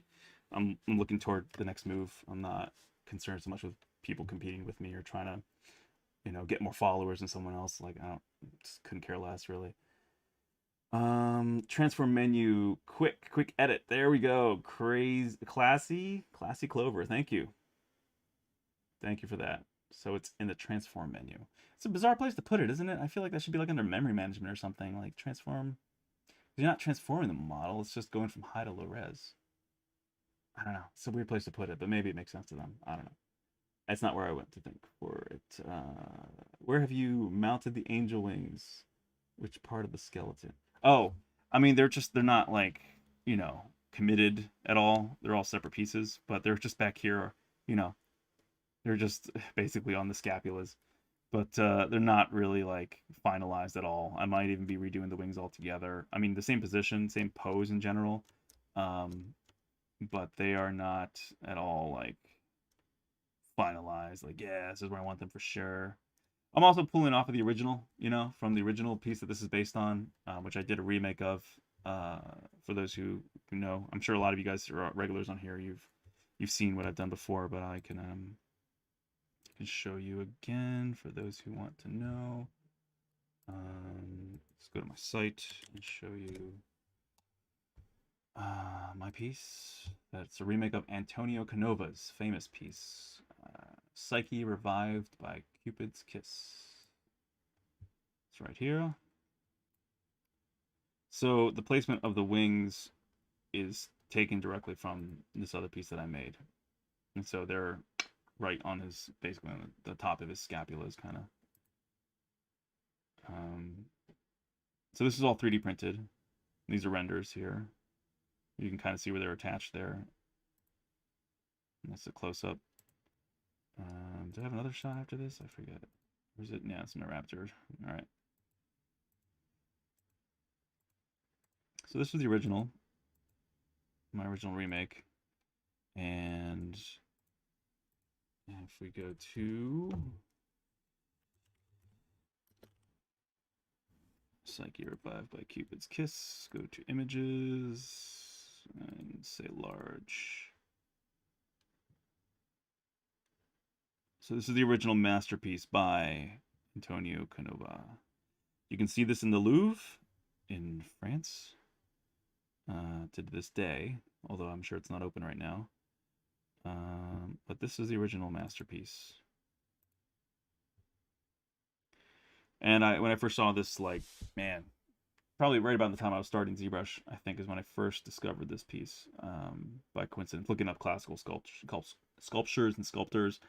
I love this piece. I just fell in love with it. I thought it was just beautiful and epic and gorgeous and romantic. And but then I always had in the back of my mind, I'm like, it's great. The pose is great. The technical aspects of like the cloth and the softness of the skin and the way the muscles look, everything's just looks great. The only thing I really wasn't happy with was just the consistency of the faces looking so kind of generic, like this very generic statue face that we see in a lot of classical sculptures, and also androgynous, kind of just like, you know, like a young prepubescent child, kind of like Cupid has that cherubim babyish kind of face, sort of mixture between that and David, you know, but still too soft, too undefined. And I want him to look like a man, right? Like a masculine man, and I want the woman to still look beautiful and feminine, but I really wanted to accentuate the genders and really, you know, embody them.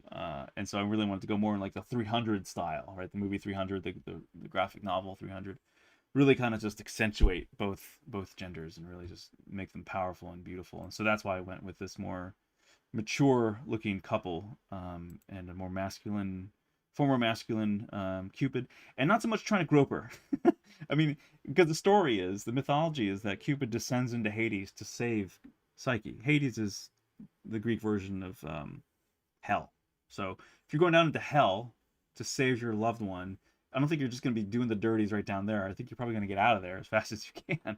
So this angelic figure descending into hell to save his love is such an epic, beautiful. In my head, I see the whole sequence, and it's just this freaking phenomenal, like kind of something out of a more glorified shot or two from like Lord of the Rings, you know, or something. Just beautiful and epic and awesome.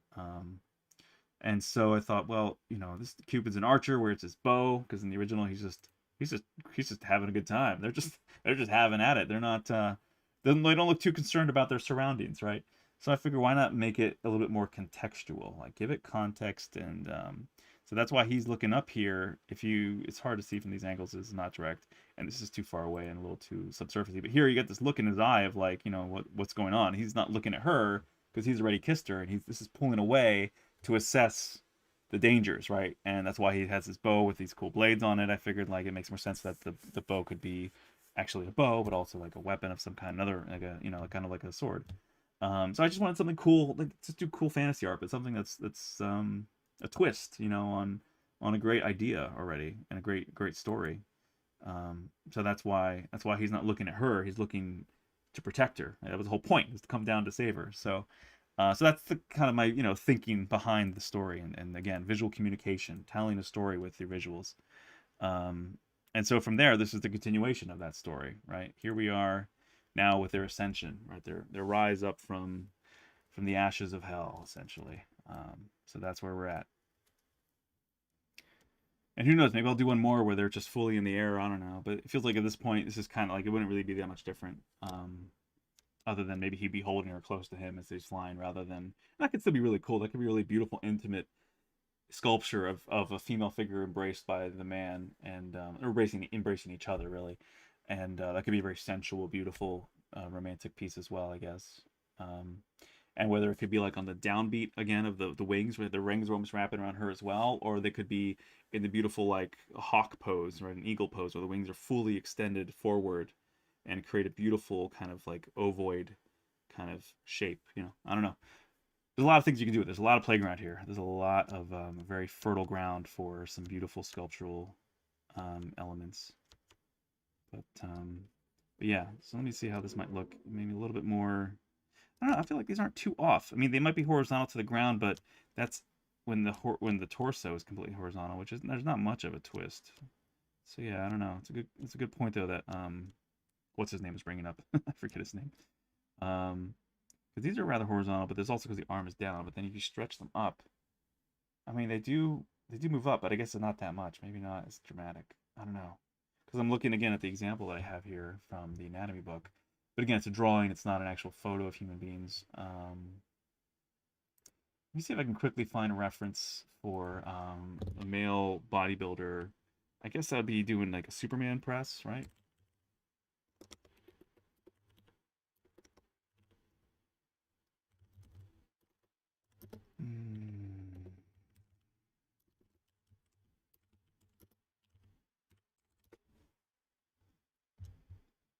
Just turn it over there. Let's see the images.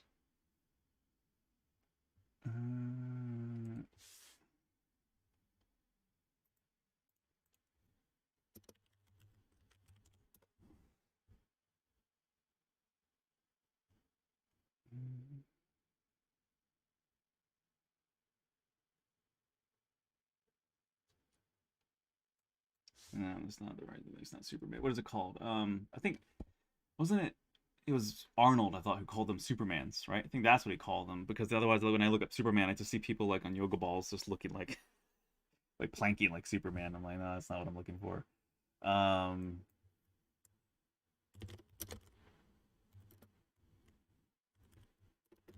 would you describe that exercise? Dumbbell raises? Anybody know?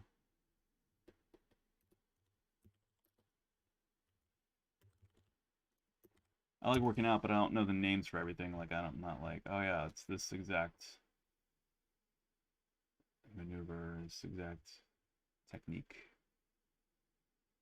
Okay, so I found some dude holding it up, but he's holding it straight out. I need someone raising it straight up. Come on.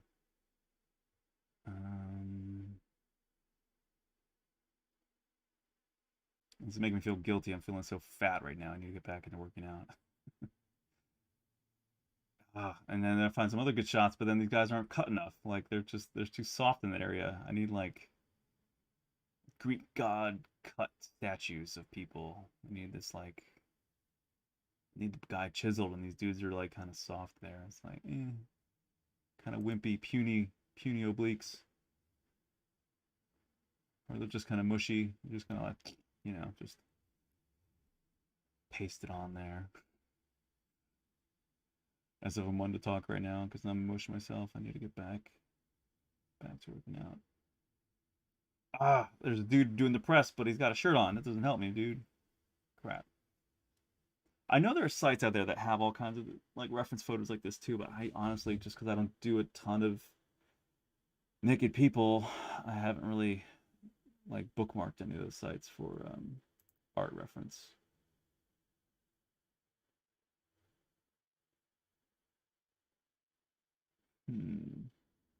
Everyone's doing like the T pose. They're doing horizontal, or if they're raising it up, then their back is to me. So again, it doesn't. It's not helping as much. There's that one guy from YouTube, and yeah, it is more horizontal there. Interesting, but he's not raising his arms up all the way either. There are only T pose. Oh, come on. Maybe I'm using DuckDuckGo. Maybe Google will be better. Google quick.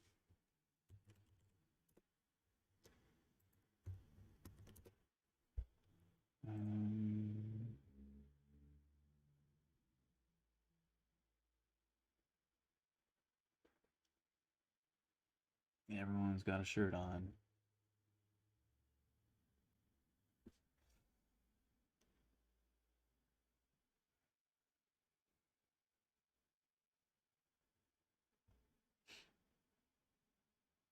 Is that my face on the sculpt? No.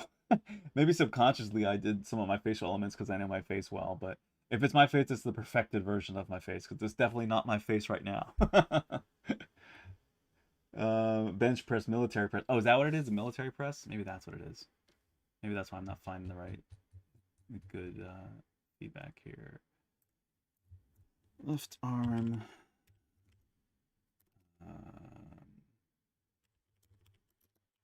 Military press.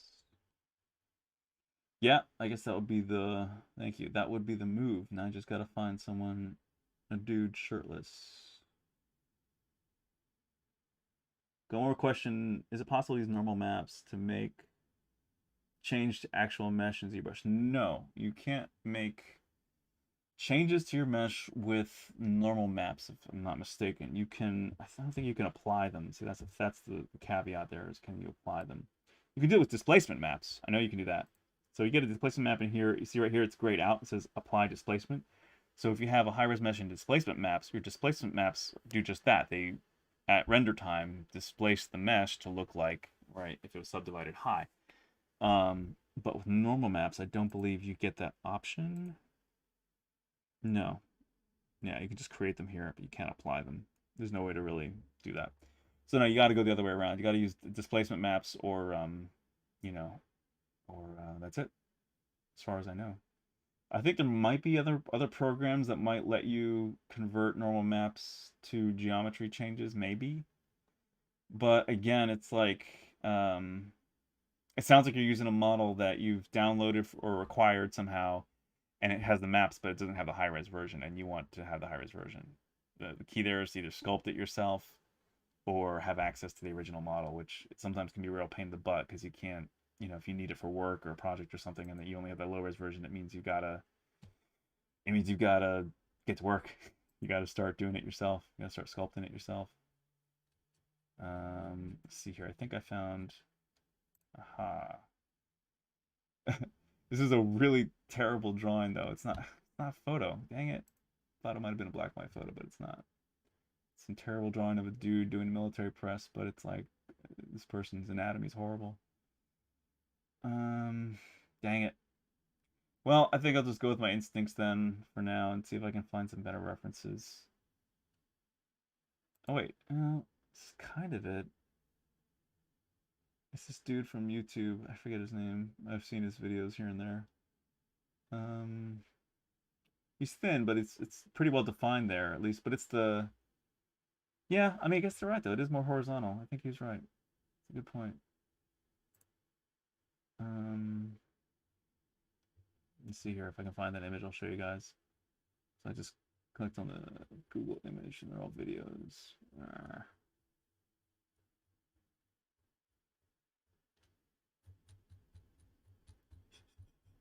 All right, well.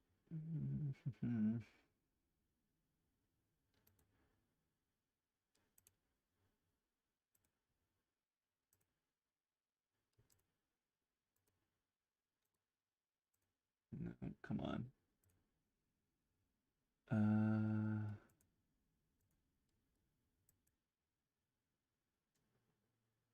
Yeah, it keeps wanting to take me to the page, but it's not showing me the image by itself. The heck? Well, I can show you guys this anyway. So it's just for reference. Bunch of people working out, but here's the dude I'm thinking of. Like, here you got your serratus muscles, and you got your I guess they're all considered the obliques, but then you have your other ones. I forget what the other one's called. It's been forever, man. It's like I remember the muscle groups in general, but I don't remember every single name of everything. External obliques. Yeah, that's obliques and serratus. Okay, so there we go. Yep, serratus anterior and obliques. Yeah, so there's those two, the obliques and the serratus. So you got your obliques doing diagonal, and you got your serratus kind of going more horizontal. So yeah, I guess they're still more horizontal. Interesting. What about here? Yep, still more horizontal. Good point. Okay, so then yeah, I should do that. On point for what's his name? Good on him for giving me a good critique. Oh man, it's getting dark in here too.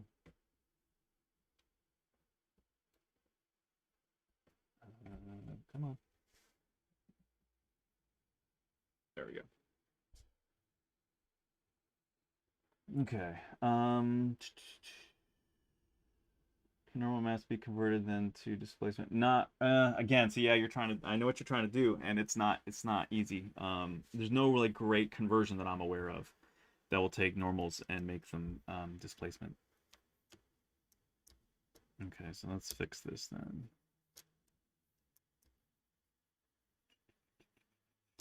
Yay, all my work is gone.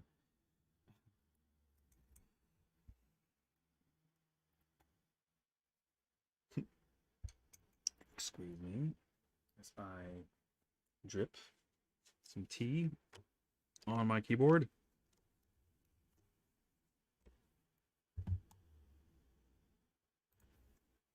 Okay.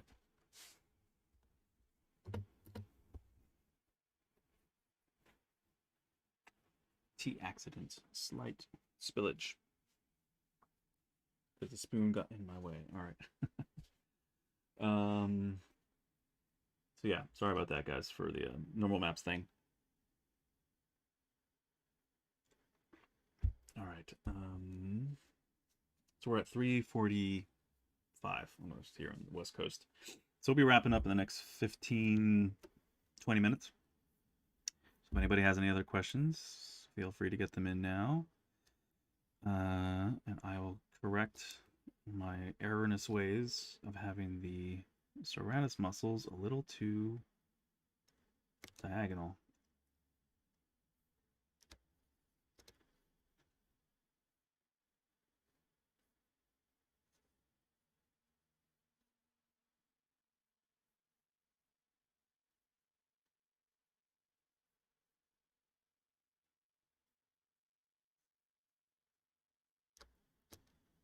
Yeah, these better angles here. And then I'll kind of inflate them to give them more, because right now they're kind of flat and just carved underneath, and I'll give them more of a rounded, superhero flexed. That's the thing though too, it's like, I'm looking at all these photos and trying to look for somebody who's like chiseled like crazy, like there's no fat in between, there's no tissue, it's just skin and muscle and nothing else, and that's never how reality is. But then of course, sculptures of Greek mythology wouldn't look like regular people. They're Greek gods, so they should look incredible and defined like a god.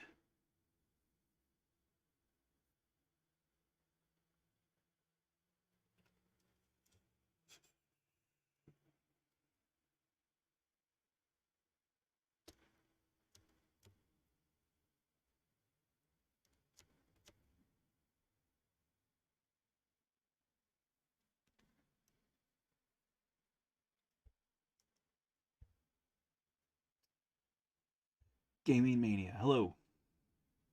Made some hard surface stuff in Substance using normal shapes.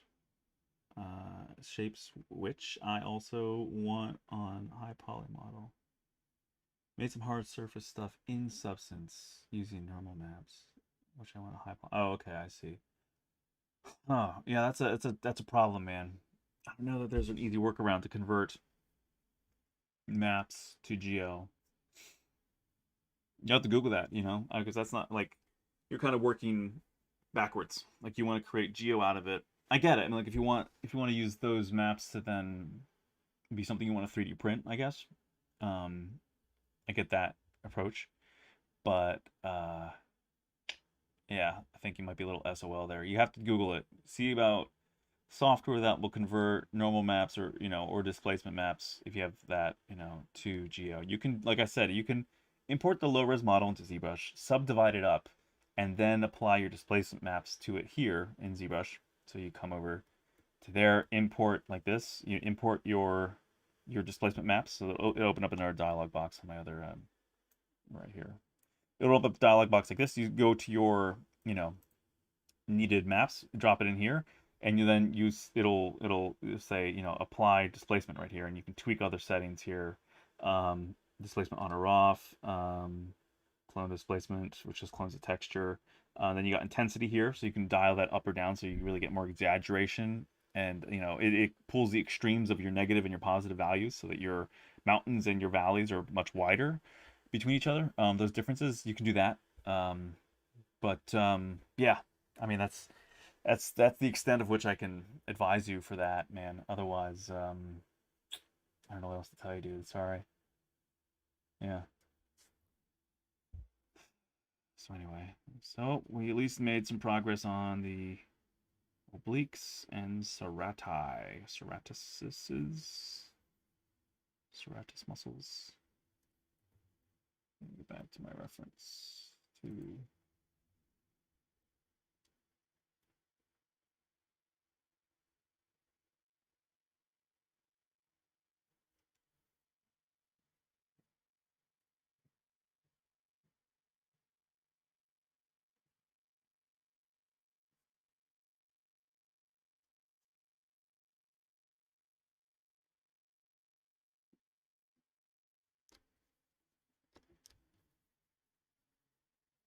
So what I'm doing is I'm using the /3 here, and then I'm smoothing,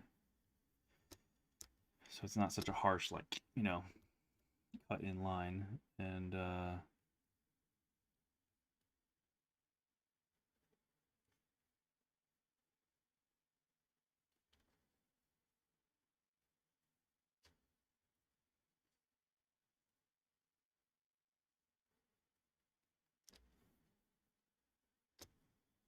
then I use the form soft brush to kind of puff up the muscles, to give them a bit more, shape, volume.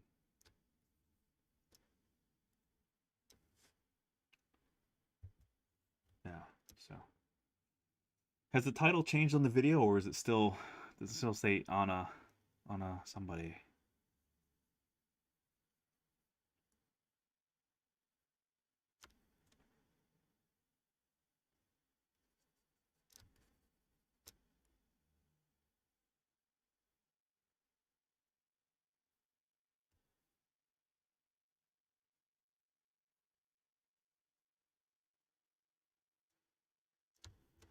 Is that right? Mm.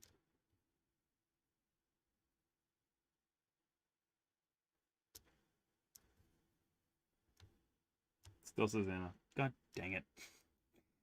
It's because I think Kyle's whatever. He's got a newborn, or he's got a young daughter, I think. So he's busy. I know he's got his hands full at his home. He may not even be home right now too. That could be the other thing. He could be out shopping, or standing in line 6 feet apart waiting to buy groceries or something. So who knows?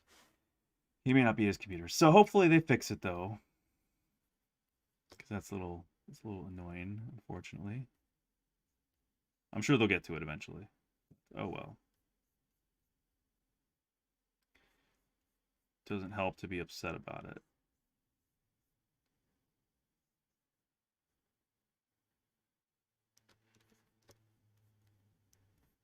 Now, if that meant like funds were going to her instead of me or something, then I'd be upset, but no funds are being exchanged here, so.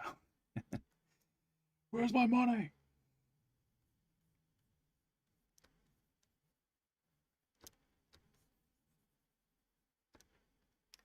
But anyway, I hope everyone's gotten something out of this. They've enjoyed it. Had about 100-something people in here. That was great. It's nice to see. Thank you all for joining.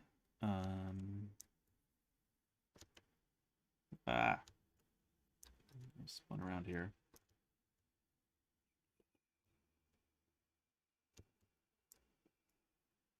There we go. Looking good. Gotta fix that a little bit. Oh, another thing I can do here is pinch. Pinch is great. So let me see here. I'll bring this down. So I'm going to smooth that. It's a little too deep in there. Smooth it out, and then I'm going to pinch that together. So just do this. Ah, come on, work with me.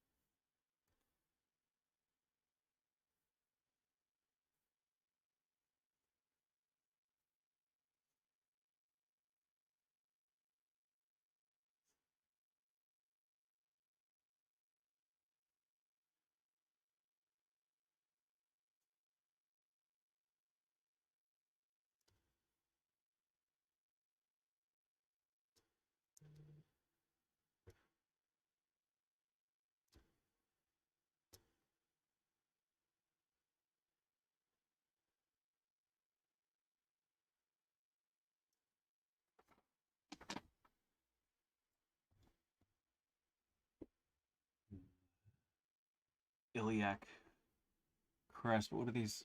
Yeah, the glutamus medius. So we got the glutamus medius that comes down on the side of the hip there, and gluteus maximus, of course, everyone knows is your butt. And then the great trochanter. Yeah, it's your side. It's like right in the flank. Really, it's like and then yeah, the fascia lata. Yeah, that's more like the side. I guess it's more of a tendon. Or I mean a ligament. Tensor fascia latae muscle. Yeah, and that's more forward above the very beginning, coming off of the iliac crest.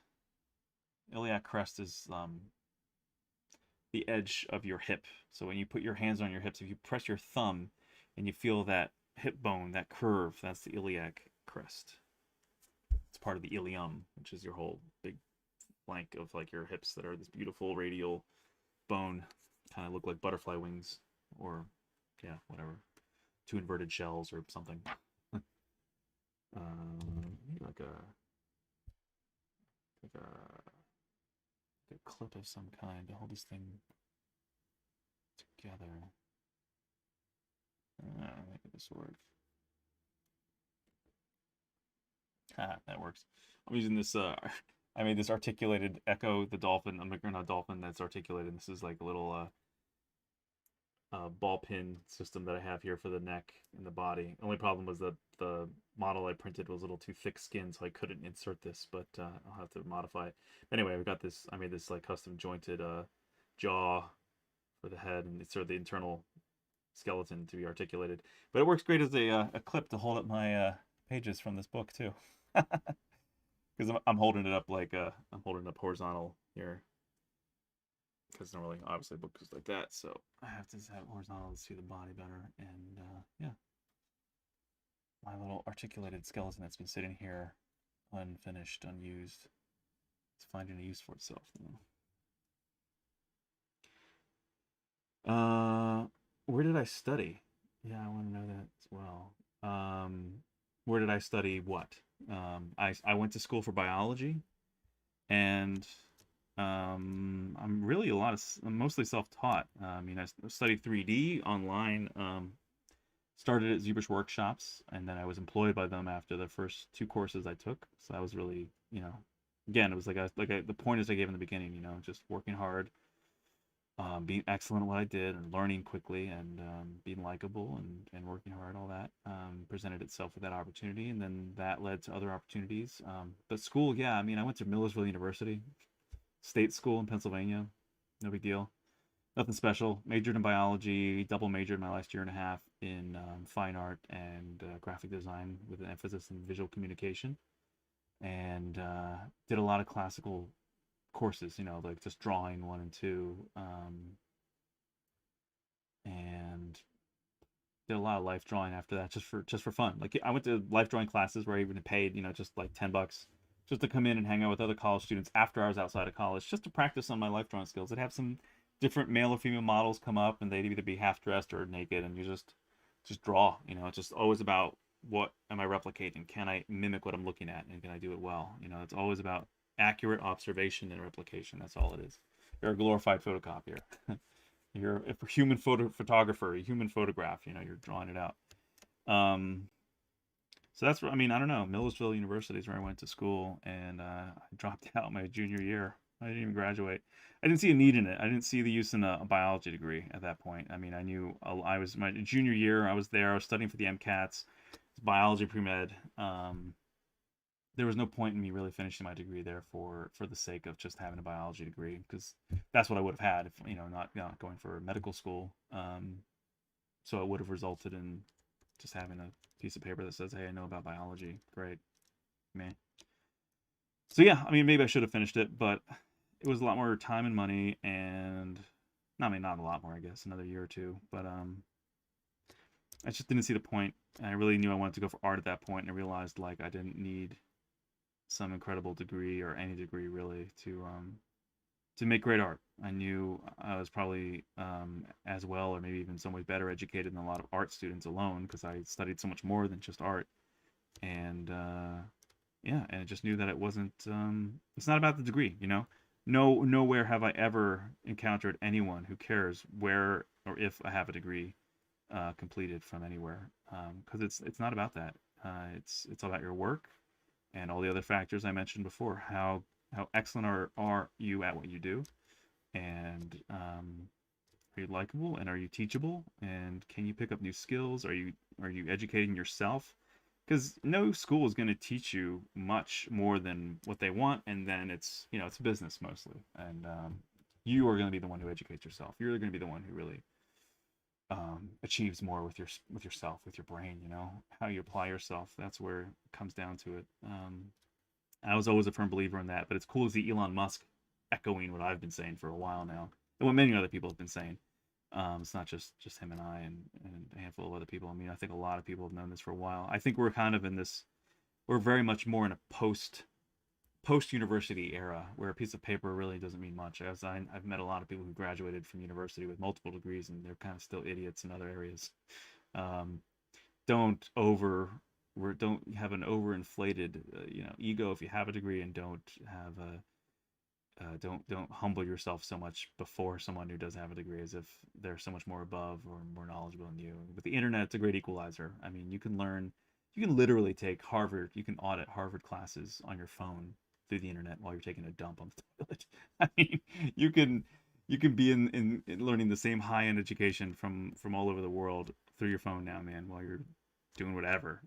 So it's like the internet has equalized a lot of that, I think, and people need to start realizing that. And if you have the richest man in the world telling you he doesn't give a shit about degrees really, and he wants to see what you can do, and if you're skilled at learning at what you're doing, and I'm not just speaking to this from just looking at Elon and like worshiping him or something. I mean, I don't think he's a perfect human being at all, but I think he's a smart guy, and he's been very successful.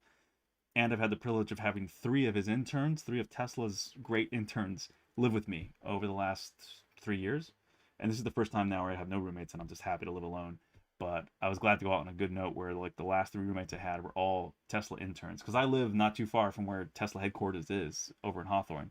So I've interacted with a lot of Tesla folk, and very smart people, very intelligent, gifted designers and engineers, and yeah. So I've been around, I've hobnobbed with them a little bit and just been around that crew, and they're the future. And I think that Elon is really preaching some truth there with, not to say that degrees don't hold any value. Of course, that there's definitely an advantage to learning in an environment that's conducive to how you learn. I think some people learn much better in a group setting with an organization, an organized time frame, and an instructor, and just very, rigid scheduling. But I was homeschooled through high school. I didn't love it at the time. I actually kind of hated it because I was ostracized, ironically, by other kids that went to regular school. So kids I was either acquaintances with, or even in like freaking church youth group, I was kind of bullied and shunned a bit just for being homeschooled, just because I wasn't part of the I wasn't as cool, just because I didn't go to like the more desired high schools. But then I would also find that I was blowing them away academically, so it was kind of like, not to brag, it's just facts. Like, I was so concerned when I was first doing homeschooling, and then going to take like your because when you're homeschooled you have to do like state examinations, like to make sure that your equivalency, you're learning at the same rate at least as the public schools or other private schools. And so I'd always be a little worried when I had to go take the state exams. And then I'd come out being like, that was it? I'm like, this was a joke, dude. And I'd be like, I'd ace the tests, like blow them out of the water. And I'm like, either I'm a genius, or, which I'm not, or they really have got low standards at the public schools here, man. I'm like, what the heck? So I wound up skipping the 8th grade and just moving forward. So it's like, and it's again, like, all of this is just, it's personal application. That's what it is. You know what I mean? It's not like there's like the genius gene or something in there. I think it's more just, I had a good family. I have a good family. I have great parents. And they taught me to think critically, right? They didn't teach me what to think directly. They didn't try to indoctrinate me really or anything. They just taught me how to think and think for myself, and to be a critical thinker, and that some of that comes with personality too. I think of not being one to really love and just adore authority, but kind of wanted to kind of push back against it and be a little intelligently rebellious. I'll put it that way. Meaning, like, I don't want to just be an anarchist or like rebel against authority for the sake of just not liking people over me. But it's a struggle when you might you know, you might be one of the smarter people in the room, and the people above you in your career are obviously less learned, you know, or a little less refined or cultured, or just not as educated, or just not, you know, observant as much, you know, just not as skilled, whatever it might be. When you feel like you're a little bit beyond the people above you, that's when it's like, that could be rough. But we've all been there, I think, and I'm sure it won't be the last time. But that's where I'd be a little bit more rebellious and a little bit more just you know, like I, you know, just self-reliant, I guess. I don't know. I guess that's how I'd put it. Um, Anna, Anna Carolina, you've changed, yeah. So anyway,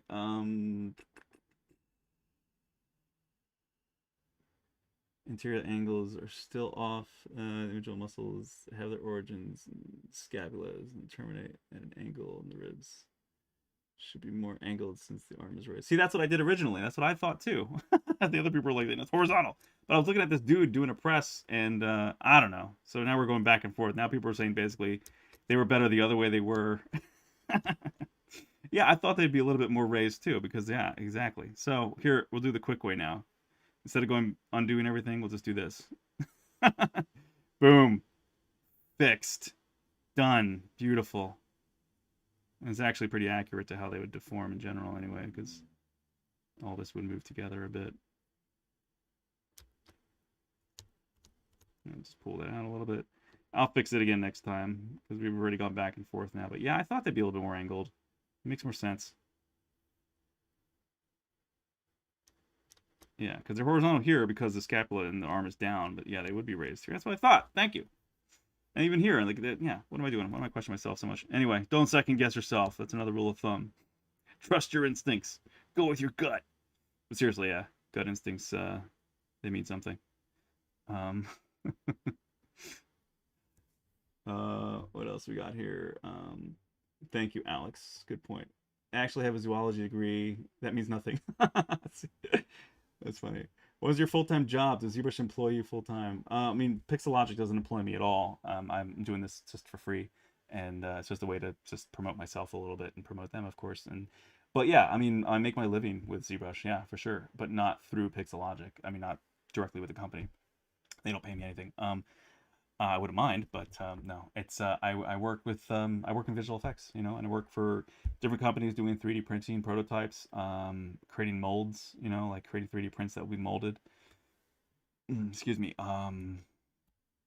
Different companies will hire me for, like, I'm working on some commercials right now.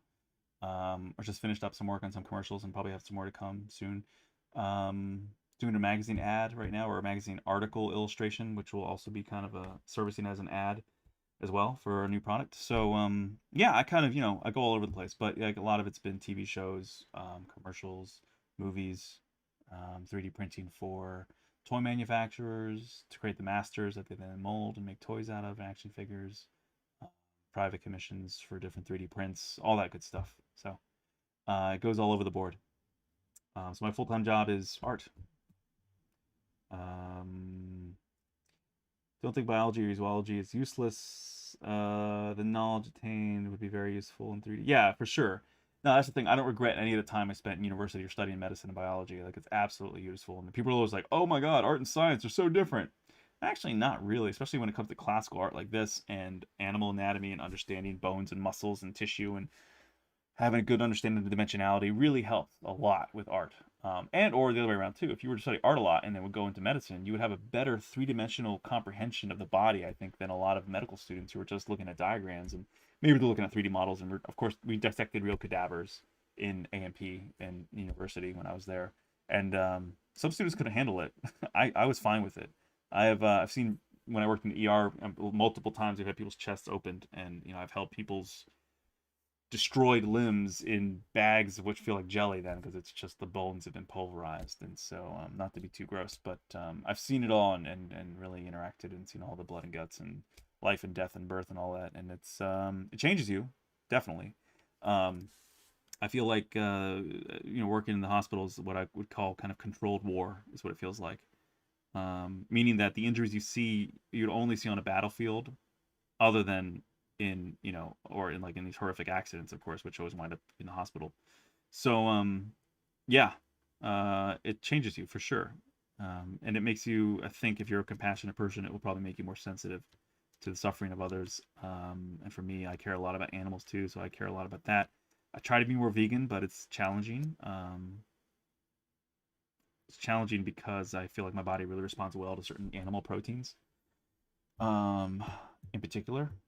So, and I think everyone's anatomy is different. So I can't say that everybody should be vegan or vegetarian even necessarily, because some people's bodies really need, seems like they really need some of those animal proteins and irons and B12 and other nutrients that are really hard to supplement consistently. But anyway, but yeah, I still feel a lot for animals. I love animals a lot. That's why I like doing sculpts of animals more than humans, really. And I've just seen the human anatomy so much, which is a shame why I'm not a little bit more expert here. But I've seen it so much that it kind of bores me and annoys me. So I don't go after like, oh my God, I want to do that superhero. I really don't give a shit about superheroes. I mean, I like the Marvel movies; they're fun. Yeah, I like Iron Man a lot. Spider-Man movies are fun too; they're cool. Um, that's kind of my interest. That's it. Venom's kind of cool for sure. Batman, DC, and he's fun. I love the Batman movies, but I mean, I was never a big comic book guy, really. I was a weird kid that if I go to the comic book store, I'd be looking up like um, unique, like one-off, kind of not one-offs, but like unique, small run, limited edition comics. I love the X-Files comics. I love the X-Files show. I like just, love the supernatural monster of the week kind of thing, but with an intelligent. She was a doctor. Scully was a doctor, and Mulder was like, the believer, right, and the supernatural, paranormal, and all that. So I love those shows. So I picked up those comics for a long time, and Jurassic Park comics for a bit when they had their shortish run. And when I was a little kid, I loved Sonic the Hedgehog, so I picked up some of those comics when I was very little. And I think there was this run of what was it called, Age of Reptiles. I forget the artist who did it, but if you guys have ever seen the Age of Reptiles comics, awesome non-verbal storytelling, and I love that too. I love it when that's why The Last Guardian is one of my favorite games of all time. The whole game is barely narrated. I mean, it's almost not narrated at all. It's very little narration here and there, but you could really do the whole story almost without narration, and it make sense. That's why I love Echo the Dolphin, the game, and I know I'm working on short films for both of those actually, like little pitch pieces myself. I'm friends with Ed Nunziata, the creator of Echo the Dolphin, the old Genesis video game that hopefully we can make some pretty cool stuff here soon. Working on some cool stuff for him, for his little short pitch piece I'm working on for that. Um, I love animals, so I love nonverbal communication, and I love the visual storytelling where you don't have any words or no talking Pixar cutesy things, just photorealistic, but telling a story through tight direction and beautiful sound design and great music. And I just feel like it tickles my intellectual side differently. You know what I mean? It tickles that brain where you like. I like puzzles. I like to a degree, like figuring out puzzles. Figuring out mysteries. That's why I love like Resident Evil games. You're still like, oh, that goes here and this connects to that and this. It's all totally convoluted and ridiculous, but it's still fun. And I always remember playing like the Resident Evil games with my sister and my neighbors down the road, and we'd have such a great time playing Resident Evil 2 and Code Veronica and all those games together. Huge Resident Evil fan. Can't wait for Village, even though I didn't really like 7 that much because I don't really care for that main character, Ethan. But still, the bringing Chris into it, and it looks more like Resident Evil 4, so it looks cool. It looks good. Demo was great. So anyway, yeah, I don't know, random ramblings, but yeah, don't feel like you need to go to school for anything for art. You can learn all this for free on the online, really for free, for nothing. I mean, buy the software, but you can even subscribe so you get a cheap monthly payment, and you can have full software, and all the upgrades. Um, but yeah, I mean, I think education is never wasted. You can always glean a lot from different careers. And even if you change a career completely, I don't think you've wasted your time on another one. Unless you truly just didn't know what you were doing and just went to college because you were just going through the motions, and not really pursuing something that you were in love with or passionate about, or found even just much value in. Even if you're not passionate about something, if you don't know what your passion is, um, look, if you don't know what it is, you still need money. You still need to have a job, most likely, unless you're the daughter or son of a billionaire or millionaire. So, um, and on good terms with them. So, find a job. If you're still not sure, like, yeah, find something that makes decent money. That you can tolerate. And a lot of trade skills are really useful. That's why I'm kind of a fan of Mike Rowe and what he says. But I will differ in that if you know what you're passionate about and you know you can be great at it, pursue that for sure. Life is too short to be hating what you're doing most of the time, which is most of us is work of some type. So if you can enjoy what you do and make a living doing it, then you're winning. You know, you're ahead. So anyway, yeah. So sorry. What are the last few things we got here? Because I gotta go. We're a little bit over time, but I was a little late starting. New haircut. Have a degree is good. It's not about the paper, but experience. Met a lot of people, and there's a clear difference between somebody who's been through the system and one who's not. I mean, to a degree. To a degree. But that's the thing. I mean, like, it depends what you want to get out of your life, really. Because I mean, there's a certain level of education and maybe some refinement that you might acquire through going to university. But yeah, it really depends. Everyone's different. Life drawing. Those times when you come up with a pose and you would pay a king's ransom for a life drawing model to be there. Yeah, totally. Yeah, people who've never been in college still act like high school kids. In their 50s, yeah.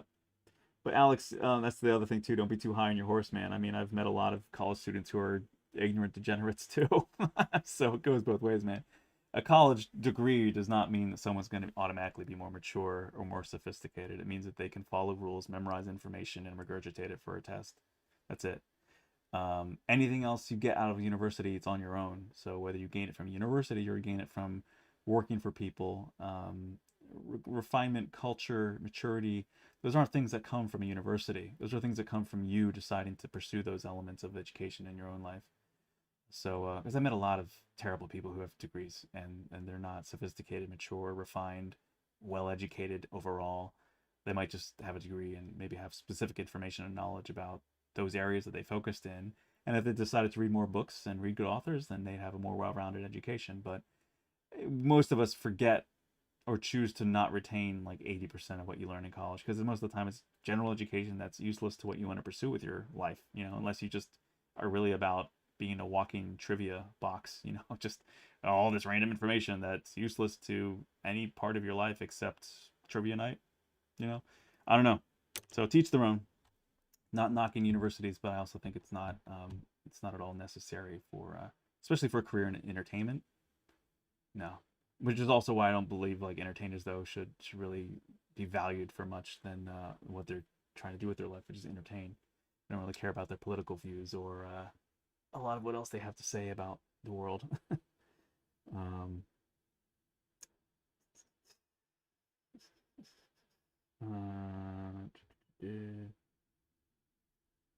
yeah, Ben Hur silent, unbelievable. You could tell the story was that vocals. Yeah, it's cool. How much is ZBrush? It depends. So we'll end with the pricing. ZBrush is, I think you can subscribe for like $40 a month. Let's go to Pixologic. You can buy it outright, which I think is $7.99. See here, go to ZBrush, buy ZBrush. Here you go. Single monthly user subscription. Yep, $40 a month. Automatically rebuilds every month. Same calendar day. Non-refundable, cancel anytime. Free upgrades. But that's true if you buy the whole thing outright too, which is great. Got single user 6-month subscription. 6 months, $180. So you're saving some cash there. Or you can do single user perpetual. So now it's $8.95. So it went up $100. See, so there's still, it's like getting in on a good stock early, right? You get it in early and you wind up potentially making more money if you sell, when you should. Otherwise, it's unrealized gains. So I think I bought ZBrush when it was like $4.99 or $5.99. So either like $500 or $600, I think is what I spent when I first got in ZBrush. Now I remember last I was thinking it was like $700 or $800, but now it's $900. But it's still worth it, I would say, absolutely. Even if it was $1,000, a straight $1,000, I would still say it's fine. Yeah. So. And it looks like they're changing it too. It says 1 year free upgrades. I guess after that they're going to start charging. But it makes sense because I think they can only manage this so far, because there becomes a certain saturation point where then it's like you're not going to keep getting a ton of new users all the time. So you're going to have to start charging for upgrades, which only makes sense. But for years now I've had free upgrades. So And so is, you know, thousands or hundreds of thousands of other people. So it's definitely worth it. So yeah, there you go. Pricing. So yeah, we got the other obliques done. Yay! I'll jump on to the other sides and we'll take care of the gluteus minimus and maximus and what's the other one? Your greater trochanter. Yep, that's right here. And we'll come and keep going on to the other sides and all that later. So I think it's next Tuesday. It's my next one, if I'm not mistaken. Next stream. So yeah. All right, guys and gals. Do you use graphic tablets or mouse? Yeah, I never use a mouse for sculpting, dude. That's like saying type your name with boxing gloves on, right? Here, type your name like this. That's I can't believe people still use a mouse. Some people use a mouse to sculpt it all. It's horrible. It's like torture.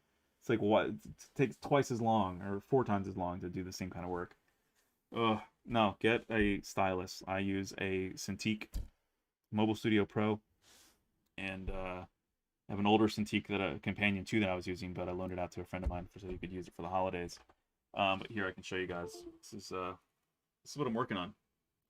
So it's a 16-inch Mobile Studio Pro by Wacom. Awesome, I love it. Great piece of hardware. When I am done working here, I'm just gonna go sit on my couch and continue working. But yeah, I'll be doing it from the comfort of my couch on this machine. Disconnect it from this computer, and it's its own computer. It's like a laptop basically, but it's all a Cintiq, and I just have a Bluetooth keyboard I use with that. So, but yeah, always use a Cintiq. Always use a Cintiq or a Intuos. Excuse me, man, burps.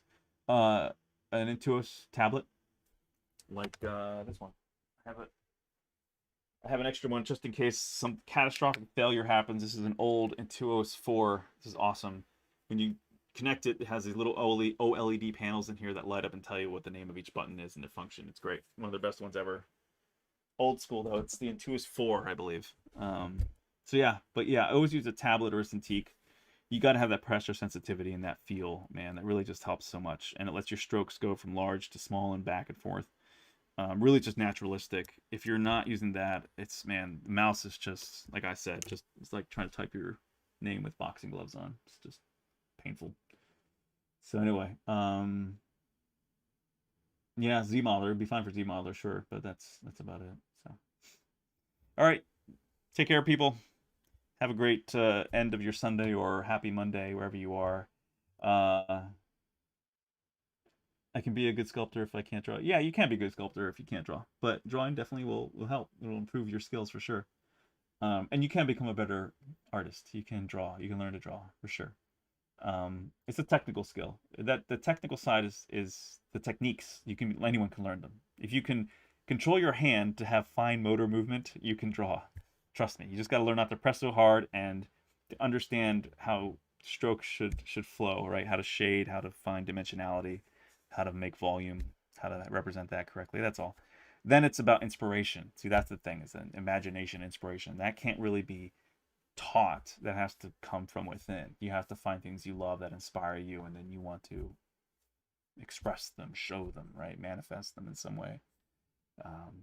So anyway, thanks guys. Take care, and I'll see you next week.